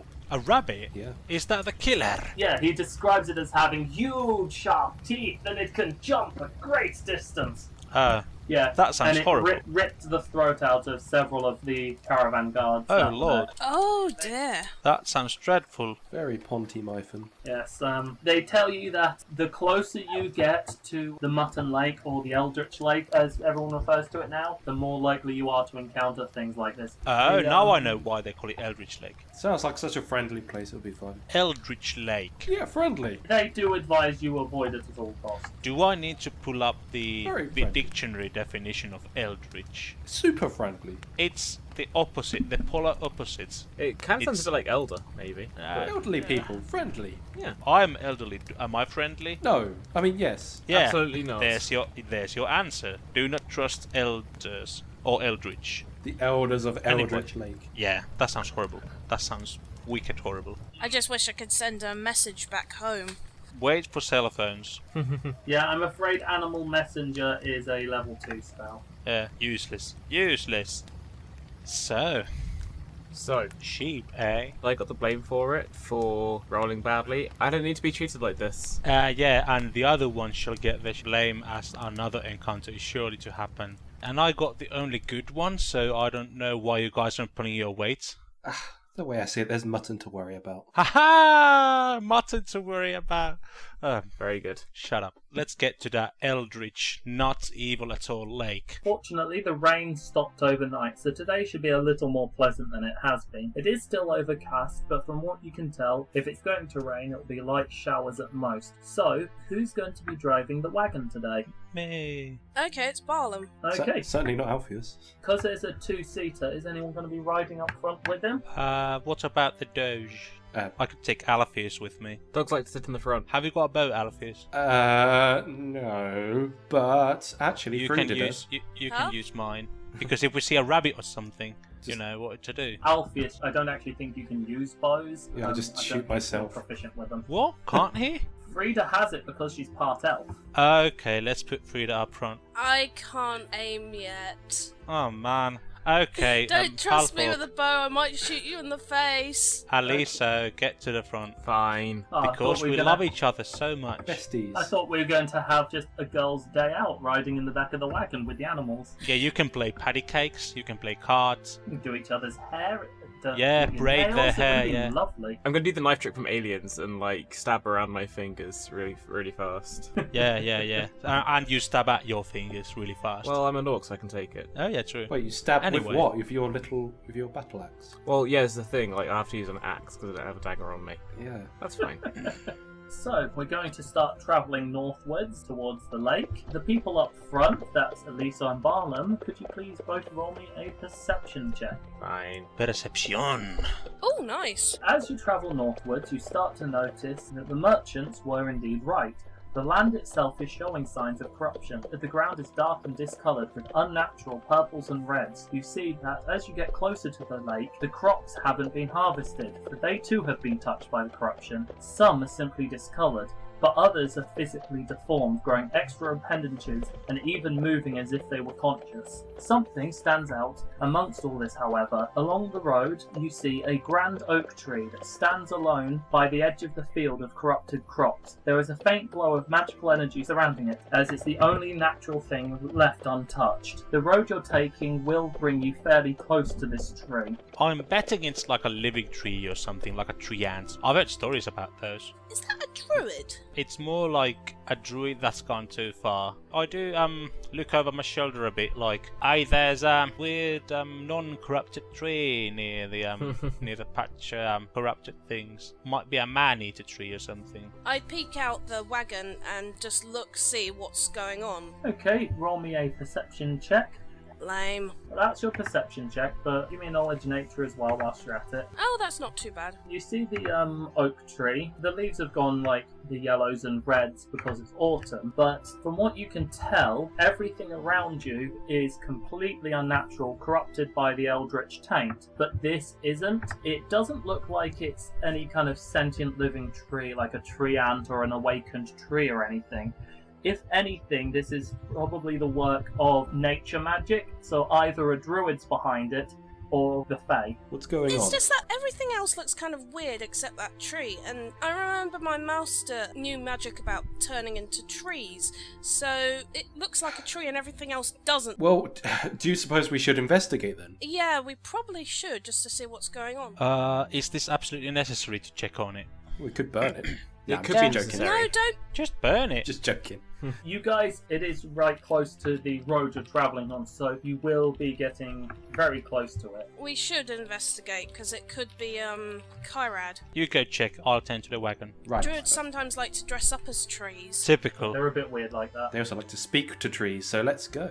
That's That a big is tree. a stock picture. It's the only oak tree I could find that actually had autumn leaves, so deal Okay. with it. It looks like a tree that's like, yay, I'm free. It's got its arms up. Woo! Looks like a very lonely tree. Yeah, hug me, please. Celebrating. So what's happening is Barlam and Eliso staying at the wagon whilst the druids and their companions go check out the tree. I'm gonna stay back. Yeah, Alpheus is definitely going to check it out. Yeah, It's a I've druid- got my it's a druid thing. quarterstaff though, and my lioness at my side. I'm asking her to come with me. I'm going to say, Snuffles, please stay with the wagon. Yeah, Snuffles. Does Snuffles have the stay command? Oh, God Have you damn taught him it. that? Or it's just gonna follow you. Well, let's check. No. Oh, yes, he does. He does have stay, yes. Okay, then you don't need to make a check to tell him to stay. Okay. It's heal he doesn't have. Otherwise, it'll take half an hour of stay. No. Stay. No. Stay. Yeah. Frida, Alpheus, and Teapot will head towards the tree, and as you close in on it, you feel a breeze pick up. The branches and remaining leaves in the oak tree rustle with a harmonious melody. Snuffles, Teapot, and your horse all perk up, and Teapot, being the only one who's coming with you, rushes off to the tree ahead of the rest of you, through the field of corruption and into the seemingly safe area. Oh no, it's a singing tree. What? Teapot runs off, Teapot has run off over to the tree ahead of you. but she knows to stick by my side, so why would she run off? That is the question, indeed, yeah. Magically compelled, maybe. I call her, Teapot? If you're going to try call her, make a handle animal check, an opposed one. Does she normally do this? No. I thought it was a suspicious tree. I knew it. So I've rolled 11, that's 16. Teapot just looks over to you and decides to stay where it is. Oh. As you get closer to the tree, you do see that there is actually a woman there at the tree, sitting amongst the roots and petting Teapot. She gives the lioness a sad smile, and you see that she is exceptionally beautiful.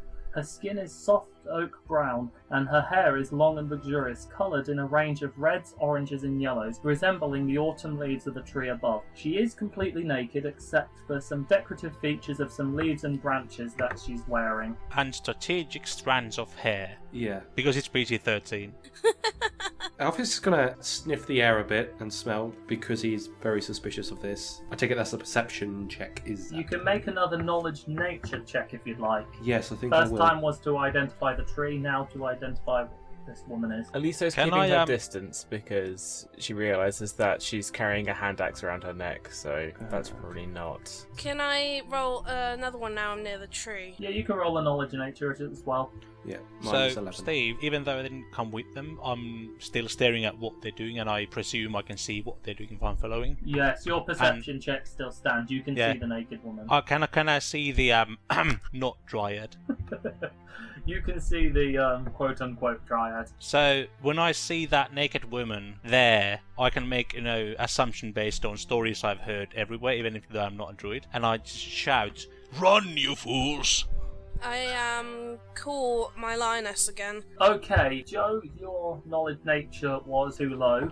Alpheus, you don't know much, but you've heard tales of fey creatures that live in old trees such as this. They're typically neither malevolent nor benevolent. They tend to only really care for the well-being of their home and the nature of the surrounding area. In Barlam's case, because he's going off of old folk tales, he's only really heard bad things about the Fae. Yeah, Because no one really tells stories about weird even if it's weird not forest like people. even if it's not children eating or whatever, I still think that any kind of entanglement with weird forest creatures is bad. Okay, so Alpheus turns to Frida and just says, I think we should exercise caution. Just come back, you idiots. We need to get Teapot back.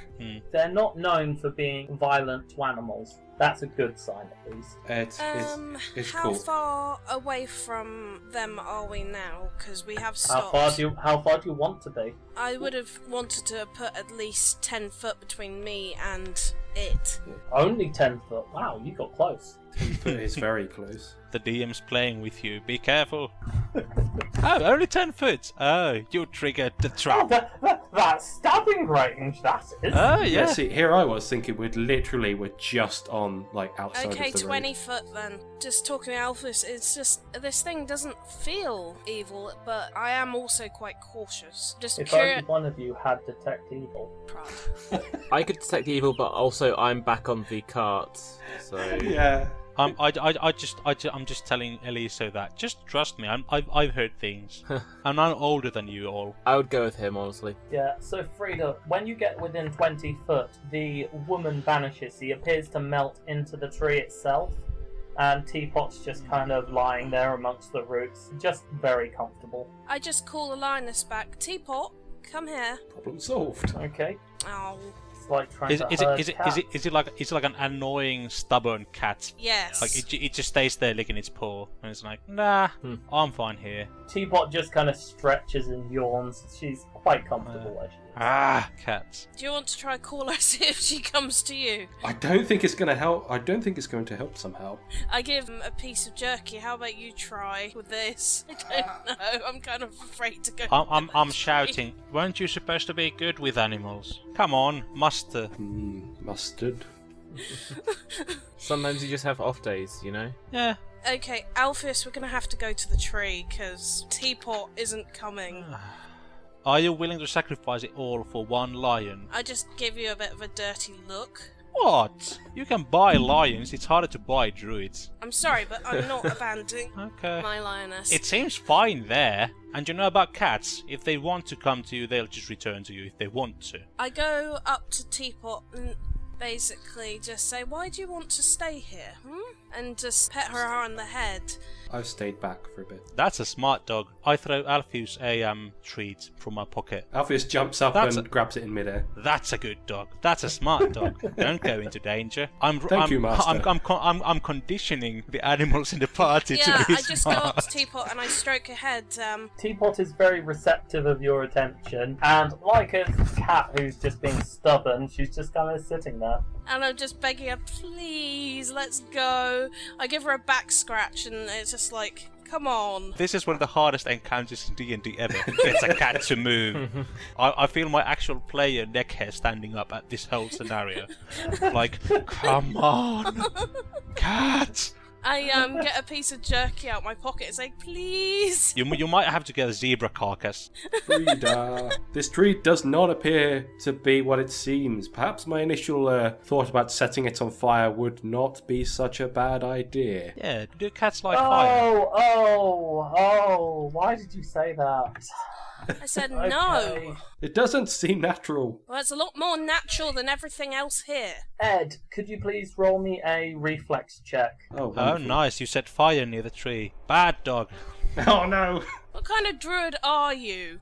Wary one. Yeah. Okay, so as you talk about setting this tree on fire, all the grass and weeds and plant life around you starts to move and springs up, wrapping around your arms and legs. You have been entangled, and you see a very upset dryad now amongst the branches of the trees, glaring at you. This is very forward. She hasn't actually attacked yet. She shouts something back, but unfortunately neither of our druids understand the language, so... Can I do a diplomacy check in common? Yes. Just a second. Diplomacy. 24. Very Come nice. on. So, My main thing is, I know that they might not understand our language. Just walk a bit towards the tree with my arms to the side and be like, he's a bit young, he's stupid. okay, from up in the tree, you see the dryad still standing there, and she shouts back to you in perfectly clear common this time, just take your friends and go. We were trying to. Can you make the lion come back to our wagon, please? I'm not doing anything to the lion. She can leave if she wants to. Is she under your charm? No. Okay, then She just loves you by the Alpheus sounds of and it.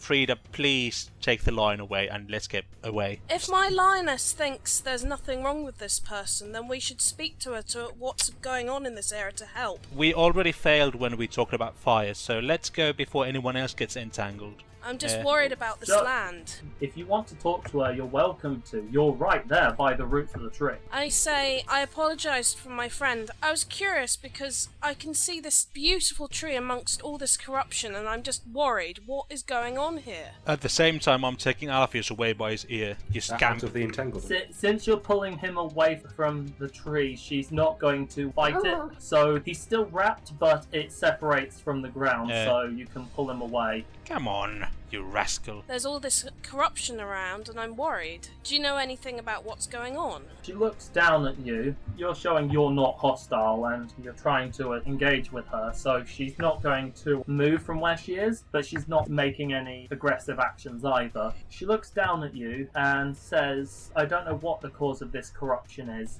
It's taken all of my power to keep my home safe, but as you can see, everything else has been devastated. It just brings tears to my eyes to see the land like this, but I promise I'll look into this. Come on, Teapot, let's go. We should try and figure out what's going on here. Teapot now does decide to get up, and Barlam, what are your languages? Mine would be Common, Elven, Dwarven. So Barlam and Frida, she's still watching you cautiously, and all you hear her speak out in Elven as you leave her say, good luck, but I won't hold my breath. And she just melds back into the tree. Okay, so we move back on. Okay, so that was pointless. Let's go. I was about to reprimand Alpheus. When near trees, don't talk of fire. I'll just take a leak at them instead. I just give Alpheus a dirty look. You're a druid. It is our job to protect the land, and you speak of burning it. It did not seem natural. I can vouch for that because I've seen where farmers have to make new soil where they burn the ground, but that's another thing. That creature is just Yeah. another living thing in the forest. Not everything in the forest is evil. I'm putting the keys to the ignition of the wagon. Run, run, Is that run. the noise the horse makes? Yeah. Farting horse. Good grief. Okay, so you all hop back into the wagon, and you skirt just around the outskirts of this dryad's obvious field of influence. You clearly express that you don't want to concern yourself with her, and you continue to travel for the rest of the day uninterrupted. Right. Okay. And we shall have more deer. Oh dear. So now you find yourselves 2 days away from Arrowbrook. You have seen on the distance various animals that are twisted and deformed. Most notably, you see an entire herd of sheep in the distance. Dozens of them, horrific monstrosities. But since they're far enough away from the main road, you should be able to get past them if you wish. Yeah, I do wish. Got no issue with that. No, let's go. Yeah, Whenever keep there's moving. Eldritch inside, I put more speed in.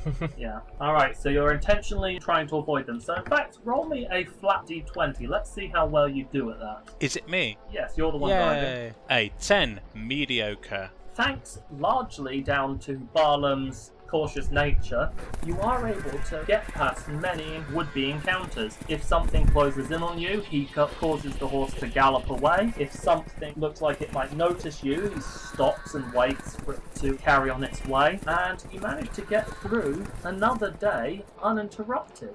But on your final day, as the lake is coming into view, everything around you is in a terrible state, and as expected, it is eventually impossible to avoid them. Perception check. Not good. 11 and a 9. We roll a total of 20. The lake is now in the distance. You can see it along the horizon. It is massive, but as you're continuing on your way towards Arrowbrook, you pass underneath a large, gnarled and twisted tree. The shrubs and foliage is equally disturbing, but up in the tree, just a little too late for comfort, you notice 4 squirrels, all mutated and warped, with glowing Squirrels? red demonic eyes. Oh shit. And they appear to be making a sound akin to whistling. Whistling demon squirrels, run! Whistling demon squirrels, that is correct. I grab my Wow. trident. Pathfinder has gone too far. There's 4 of them, right? So can they be a barbershop quartet?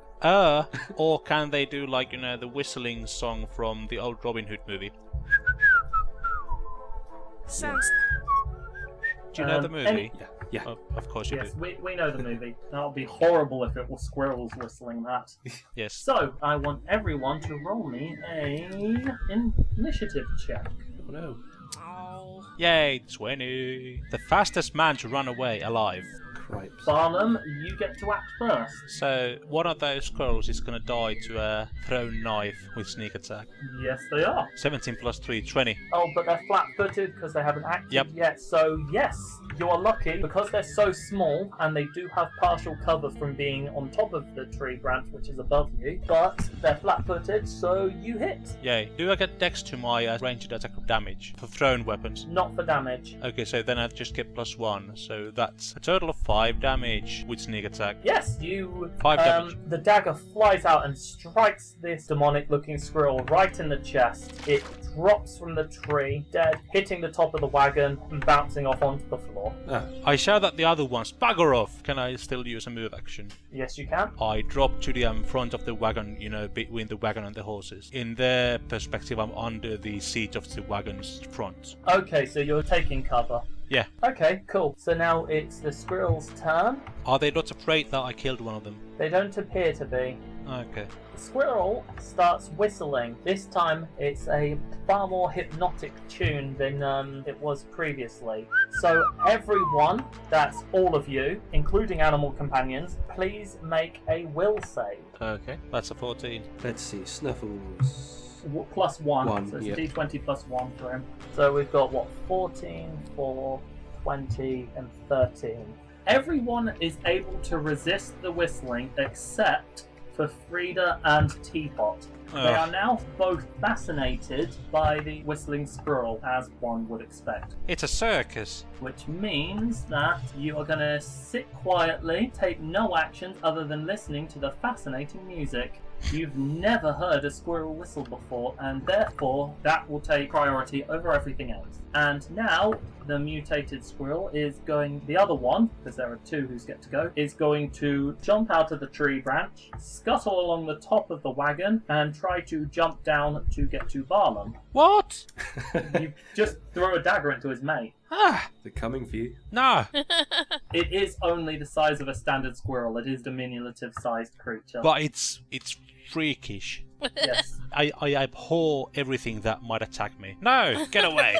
It scuttles across the top of the wagon, leaps down behind you, tries to jump up and bite your leg, only to miss completely and hit headfirst into the horse. Get away, you pest. It lets out a horrible screeching noise, Ah. but it's scuttling around by your feet. And Alpheus, you're up. Right. Okay. Kill it. Yeah. Please, So guys. I don't necessarily have to go first, do I? It's Snuffles that could. Yes, you can approach us however you want. 2 of them are in the trees, That's right. And one's next. Yeah. 2 yeah. and one's on the floor. First of all, then, I will whisper something in Snuffles' ear, and Snuffles will jump down and approach said squirrel. So he jumps out the back, runs around the side. You'll get flanking. Yeah, cool. And Snuffles is gonna bite that thing, I guess. Destroy it. D20 plus 4 because of flanking. Wonderful. No, not so wonderful. No, the little thing is far too quick. Scuttling around, it's like watching a dog trying to catch a squirrel, only it's a wolf and it's a mutant. Oh,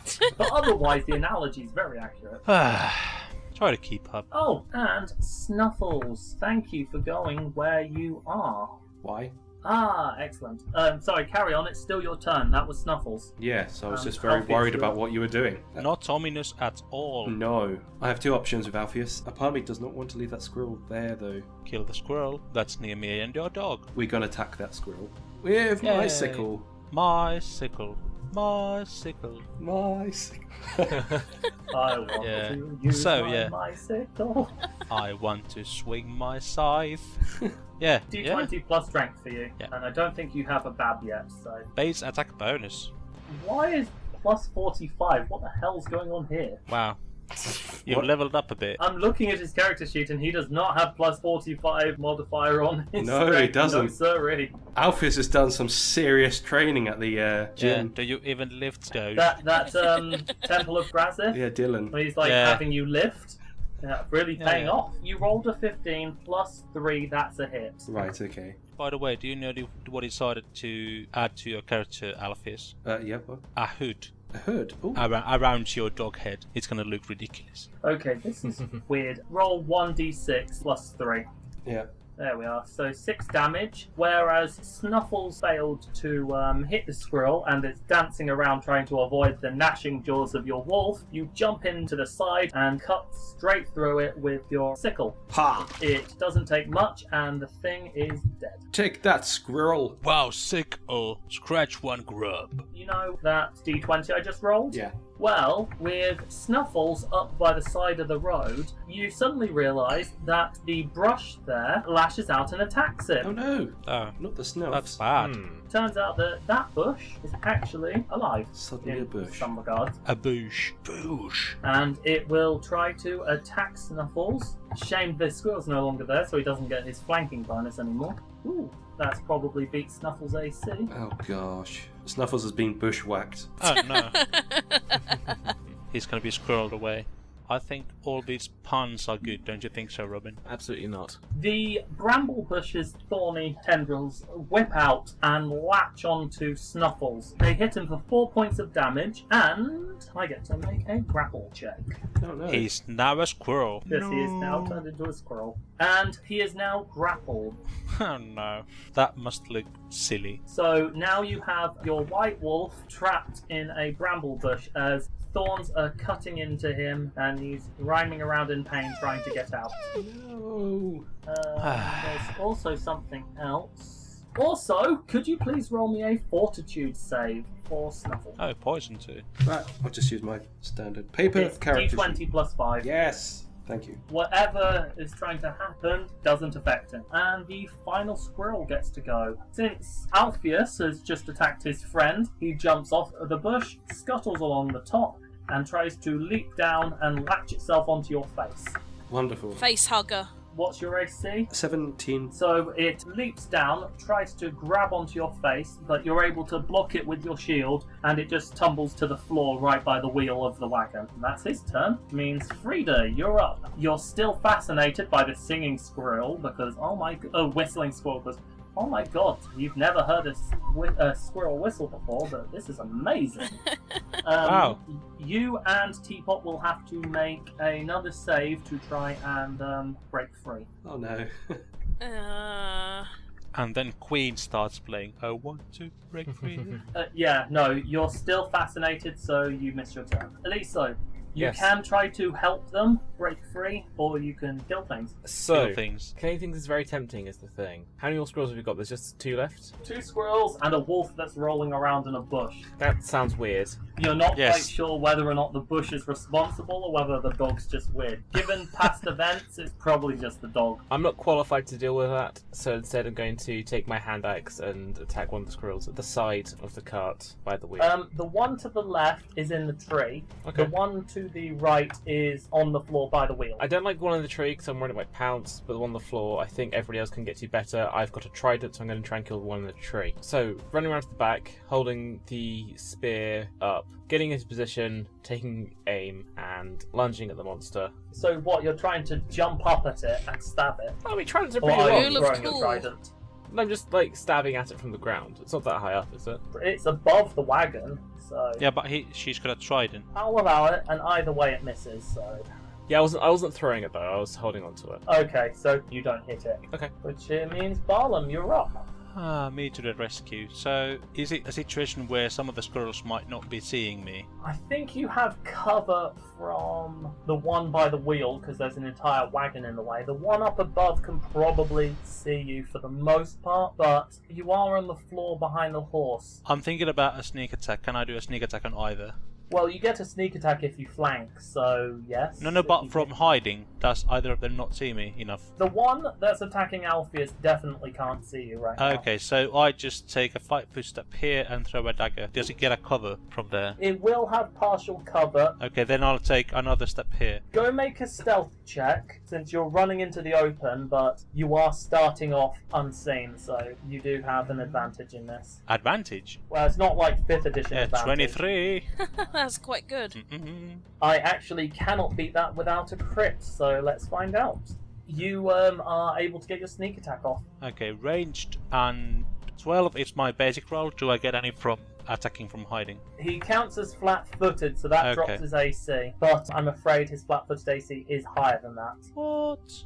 Do I not get a bonus from being basically invisible? Sorry, I just want to get my full rights. I think the bonus you get is him being denied the bulk of his AC. Attack roll modifiers, invisible, ranged +2 Are you reading it on the actual book. in the book? Okay. Yeah, you decide. So that brings you up to a 14. which hits. And then the damage is a total of 7.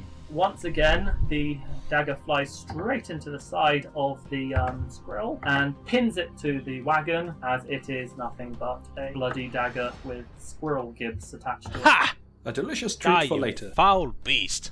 We are on to the final squirrel. This squirrel's now going to jump down and attack Aliso, but is no longer going to be in the tree. Okay. Okay.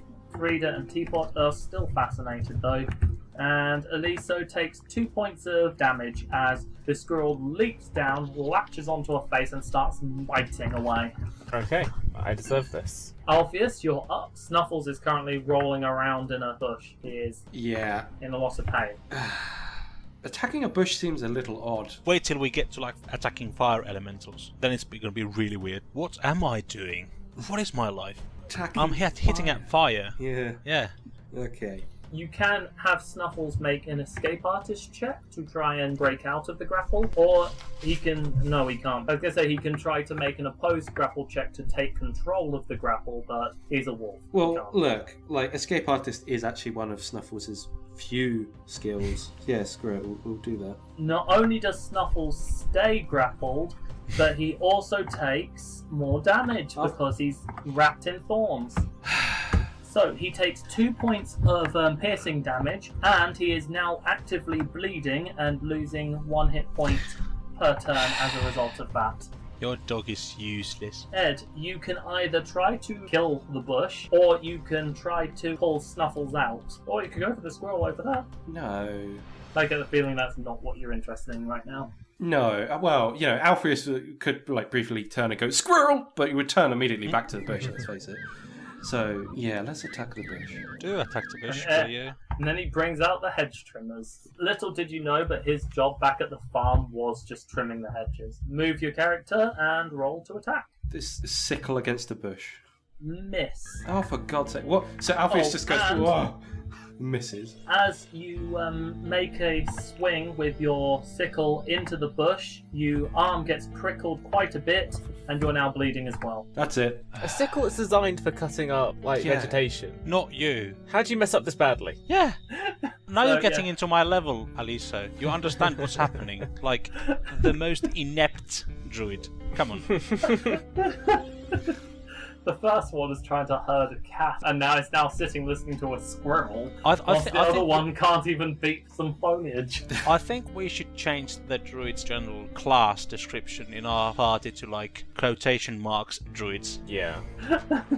Yeah, Come on. actual hippies. Don't get them mixed up. Carry on. Do your best or your worst. Well, it is the bush's turn now. Of course it is. Oh my god. Grappled creatures take barbed damage at the start of the turn. Oh look, the wolf takes more damage. He takes another 2 hit points. He's now got 2 points of bleed damage.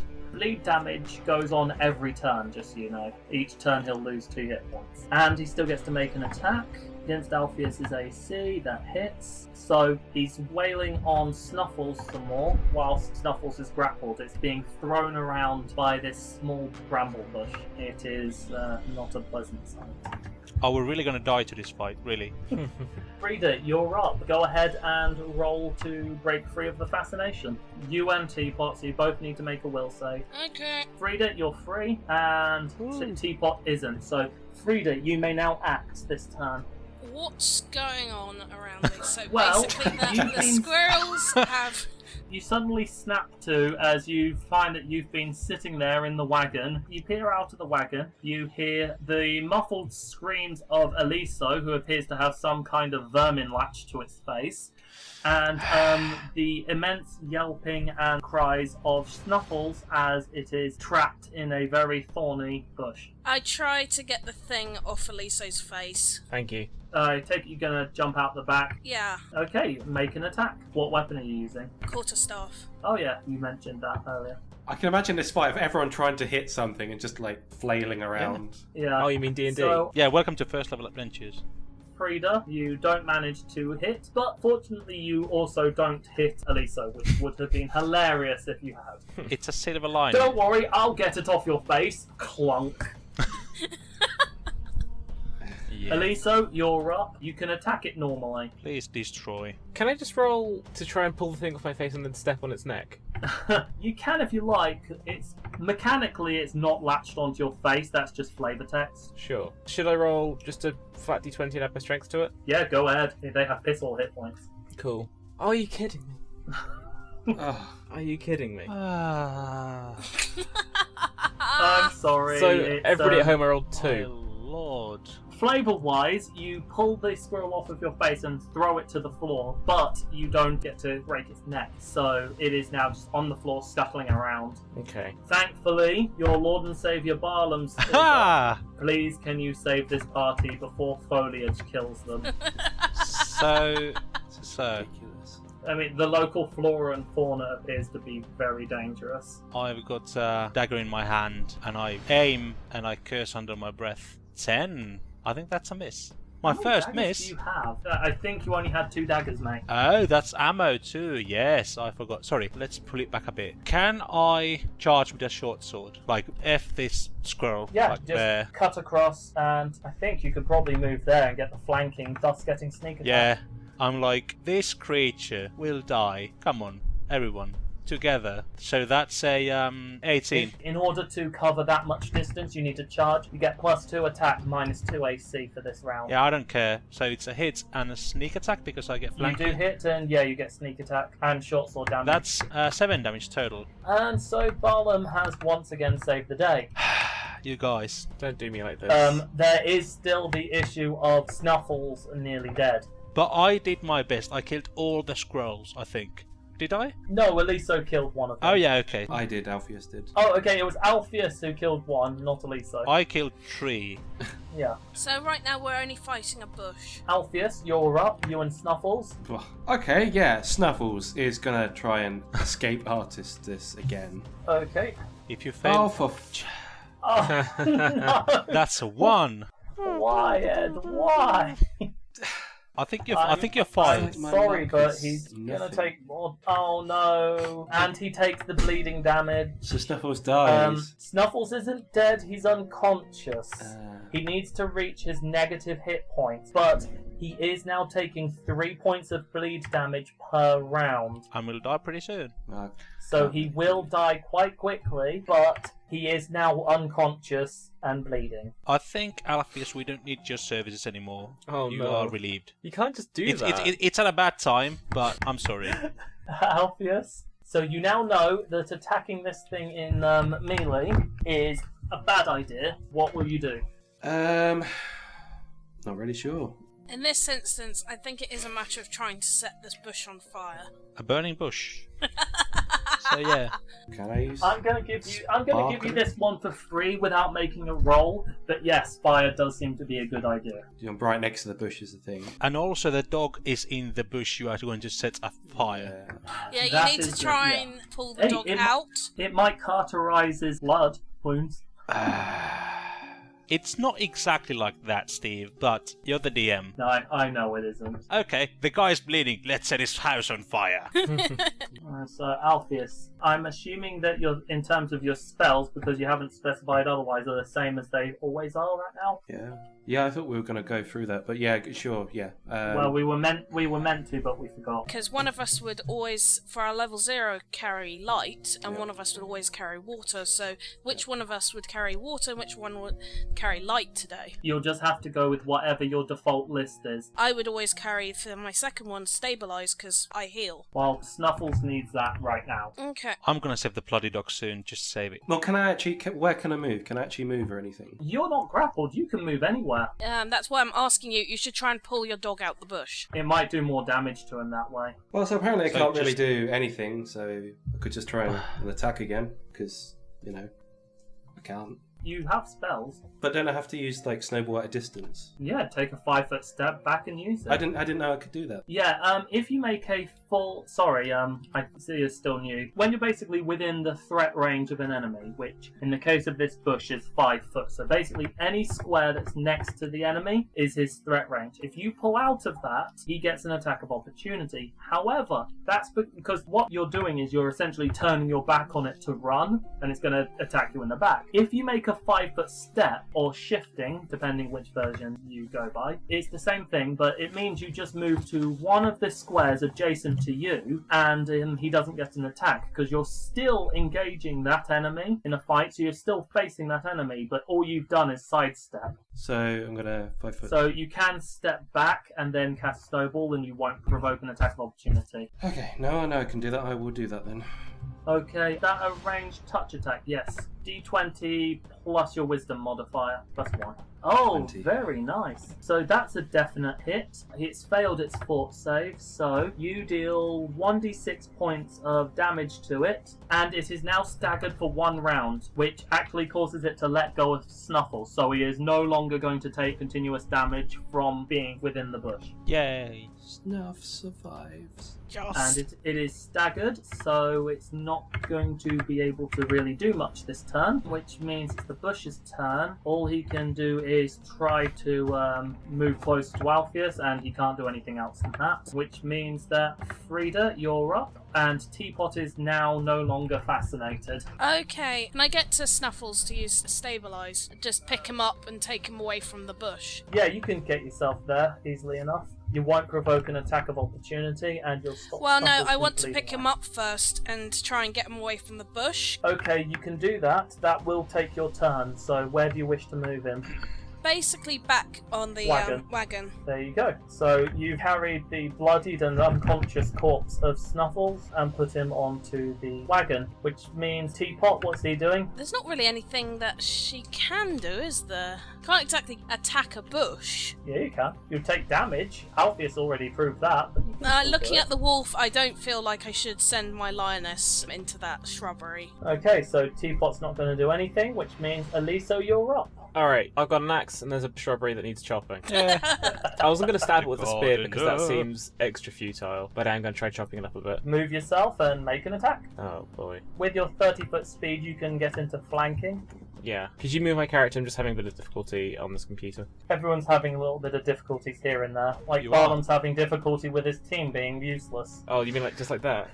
Just like that. Everybody have a roll of 4. You get a +2 for flanking, but it isn't enough. And because you're doing a non-reach melee attack, you take 2 damage. Fine. You attack it, but this bush is actually not that big, so it's squirming around a bit. It's not very easy to pin down. Barnum, you're up, and please, party, do not die to a f***ing bramble bush. The thing is that I've grown accustomed in this very combat to the feeling that I have to do pretty much everything. So can I just put on my veteran warrior face and just pull out my bow, go behind the wagon here and just take a shot? I don't actually have precise shot though. No, you don't, but you can still make the attack. I'll do that for my friends. So that's 21. Even with the -4 for not having precise shot, that's still a clear hit. Do I get a sneak attack? You didn't declare you were sneaking, so I'm afraid not. 3 damage. Where you're located this round, you can probably choose to hide. So next round, you can get your sneak. Yeah, I'll sneak.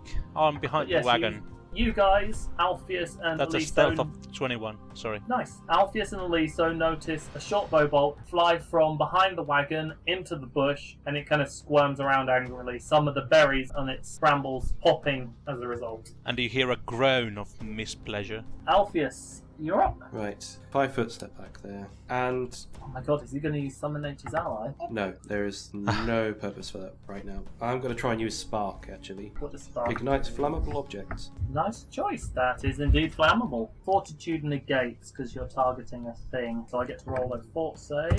I'm afraid it makes the save.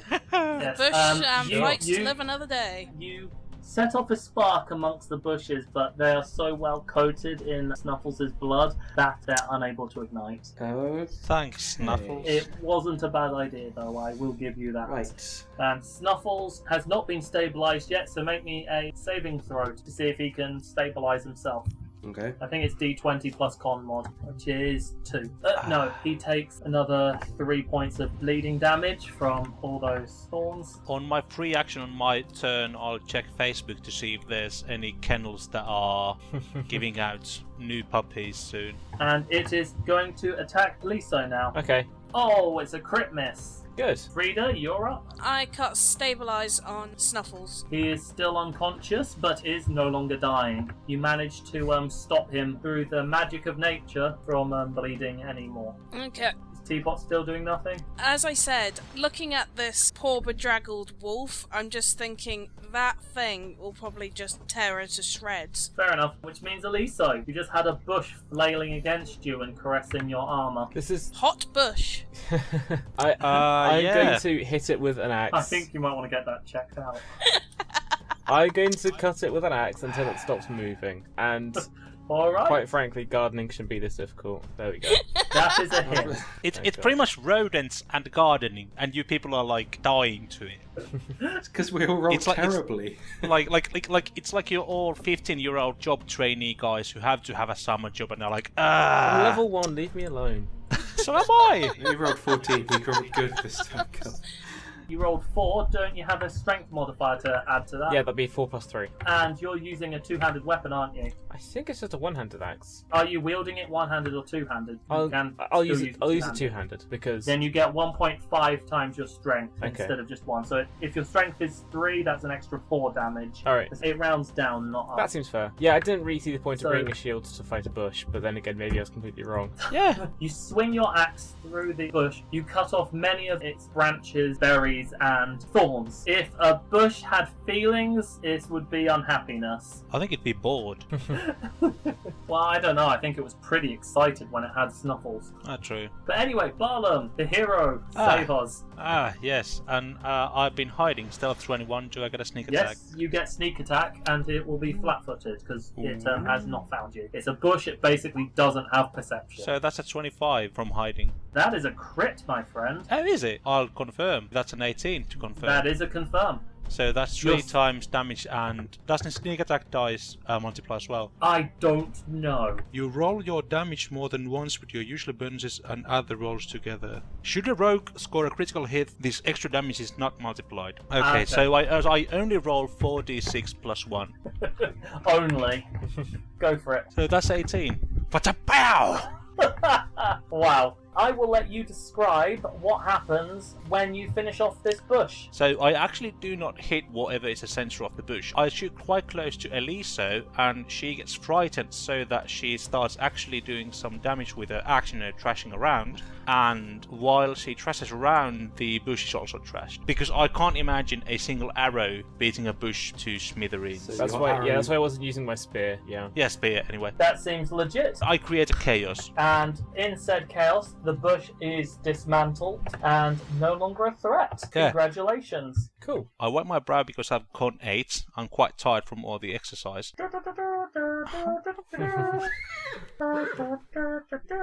I'd like to take this moment to thank all my friends. I pluck out my arrows from the countryside who destroyed the enemies in battle and should receive medals and should receive free hugs and money and drinks.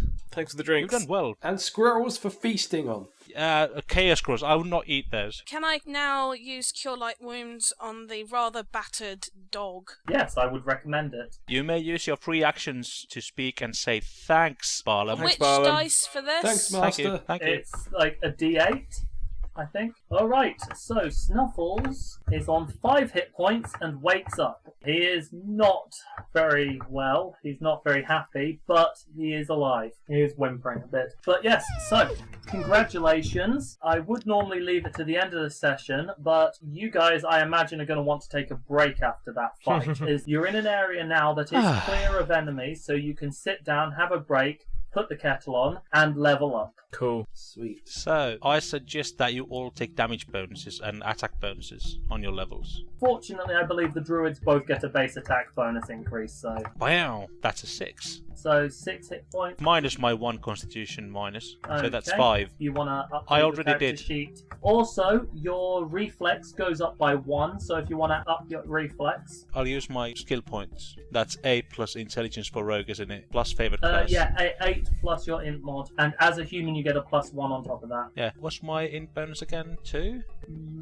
Yes, 2. So that's 11 points. You also get evasion and a rogue talent of your choice. Yay. You can negate all damage instead of half damage, so Yay. I took the performance skill oratory because I've been doing some talking. that's fair enough. And I'll take ride because I've been riding the wagon. Good idea. Did you up my basic bonus by 1 because rogue gets +1 at the second level? No, I didn't. I forgot that. Thank you. And Would also, you- I took the fast stealth as a rogue talent, and what does that do? so I can move normal speed while stealthing instead of half speed. Ah, nice. Elisa, I'm taking another point of Paladin. okay. So, Which gives you a D10 of hit points. is that D10 So plus 1 because I've got the +1 Constitution modifier? It is indeed D10 plus 1. Alright, so I rolled. Nice. First time this game I've rolled well, I got an 8, so it's going to give Well, me. good. That's the one you want to Yeah. roll well on. You get a +1 to your Fortitude, Will, and base attack bonus. I'm okay with those. You are now going to be hitting more frequently and saving more often. You have 1 skill point remaining. Okay. You probably want to put it in one of your class skills so you can gain the +3 bonus for it. Sure.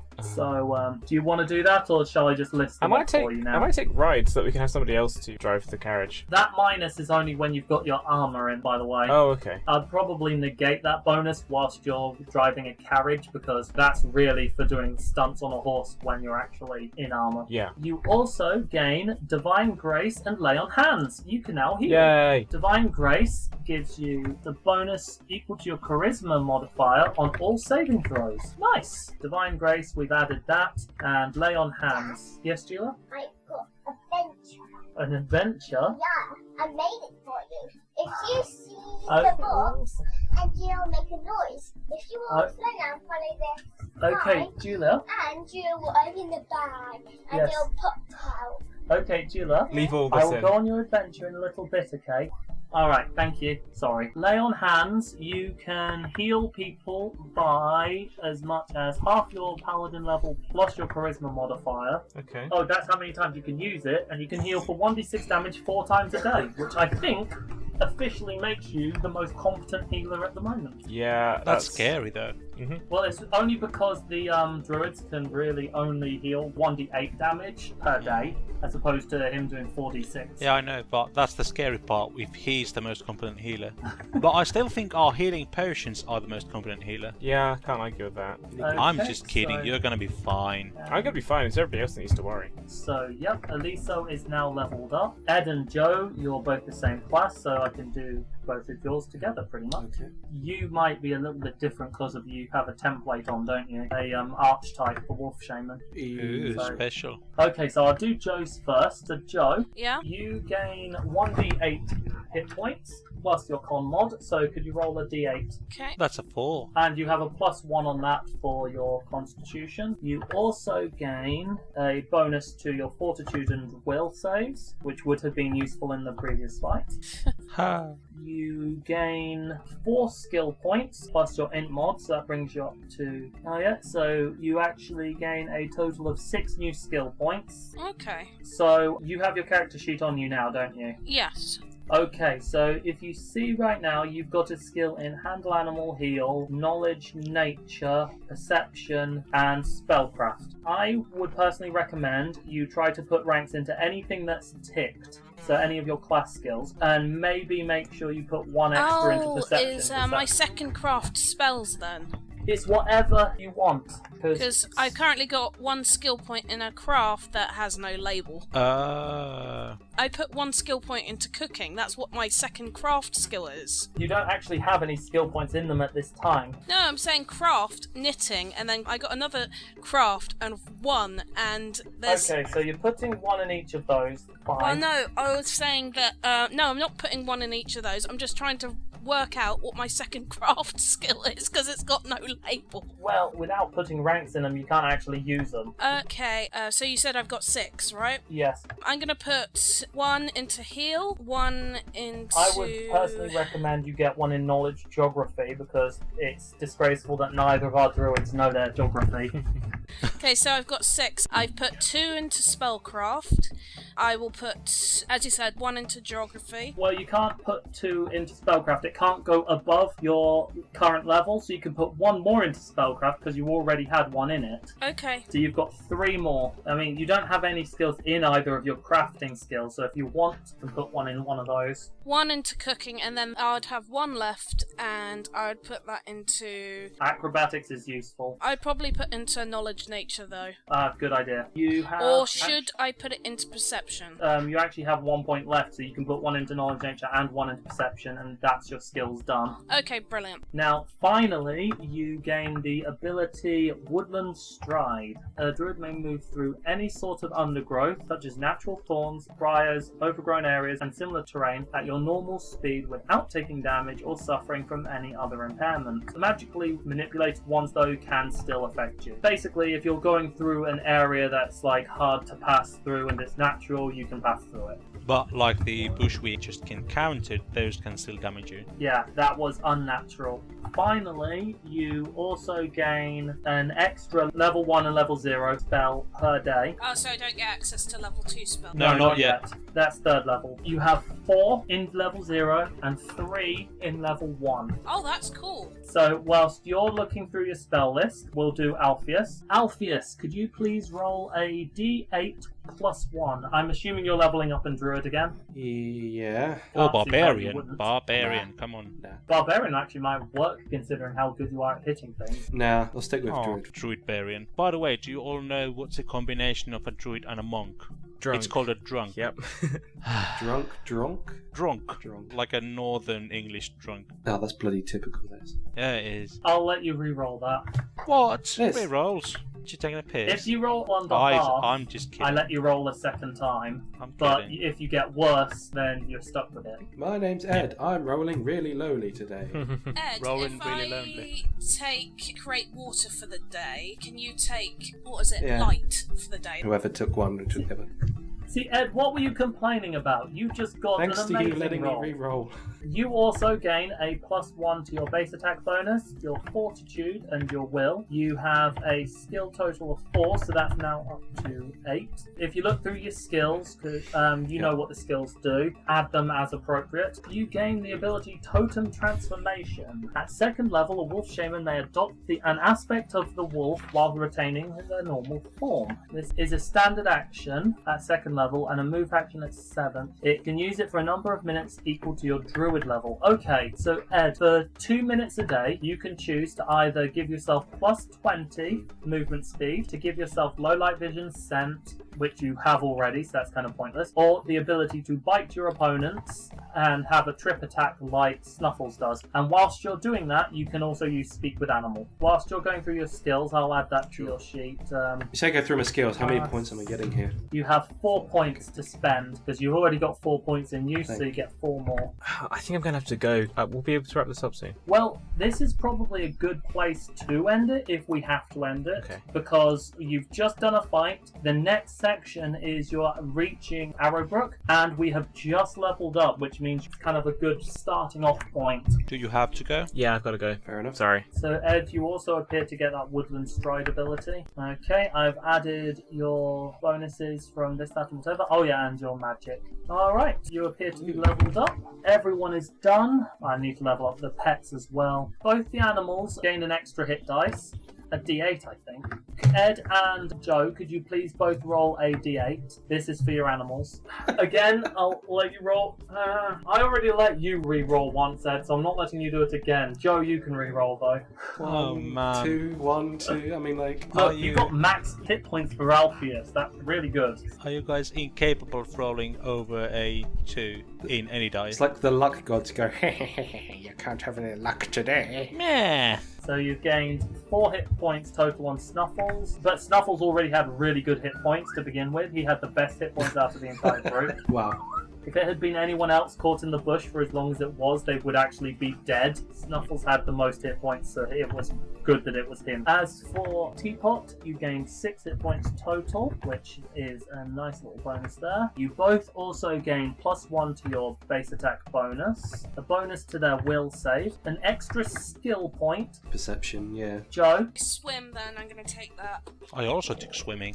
I'm going to give it alchemy, so my lion can craft potions. Run allows you to move 5 times your normal speed instead of 4 times your normal speed. Yeah, I'll take run to improve our speed. Combat reflexes, I think that's what the lion already has. It would allow you to make 2 extra attacks of opportunity per round of combat. So right now, you only get 1 attack of opportunity. Combat reflexes would let Snuffles do 3 attacks of opportunity. Swish. Standing up from prone provokes an attack of opportunity, and tripping is kind of part of his whole deal, with his bite attack giving you a free trip action. That could be quite useful. Do you know what? Yeah. Okay, that's it. Animals are done. Characters are done. We're all good. Sorry if I got a bit annoyed Anyway, earlier. 'Cause don't worry about it.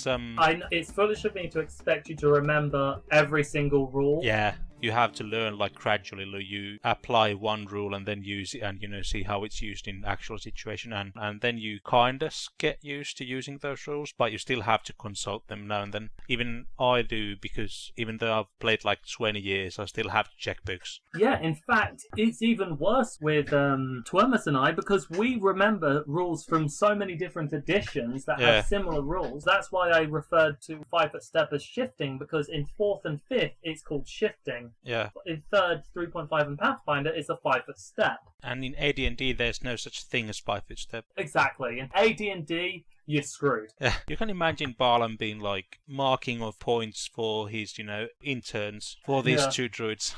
I'm taking glances, so whispering to Aliso, writing things down, like, we are not quite sure yet, but I'm sure you will prove yourselves. Alpheus has still got a bit of a way to go. Alpheus gets bonus points for being really dapper in a hat. Yeah, that's true. He gets bonus points for being a If you ever doge. put a hat on a dog, they look dapper as heck. But yeah, anyway, thank you for the game. And that will wrap us up for the night. It was delightful, thank you. Thank you. Yes, you're welcome. It was fun. I'll let you know now that the merchant that you passed wasn't dangerous in any way. It was just going to be a silly little thing, because we were talking about cart chases, and that's what was going to happen there.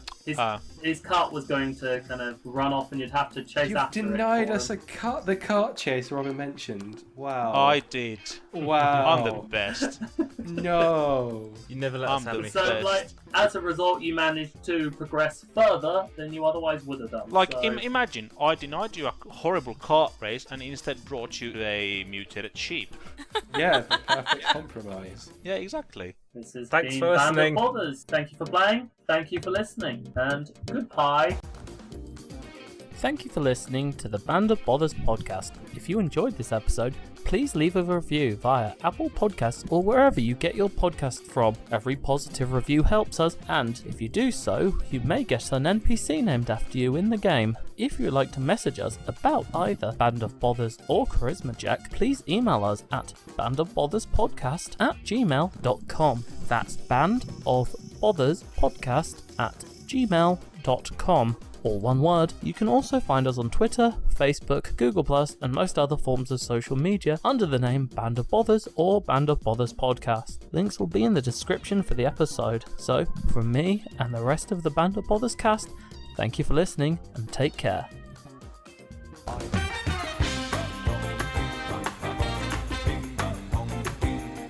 Hello, Edgar here for some post-podcast musical credits to stop my embarrassment from that terrible fight. So starting off, we have Bing Bang Bong by Dave James and Keith Beauvais, and that's the main theme of the podcast.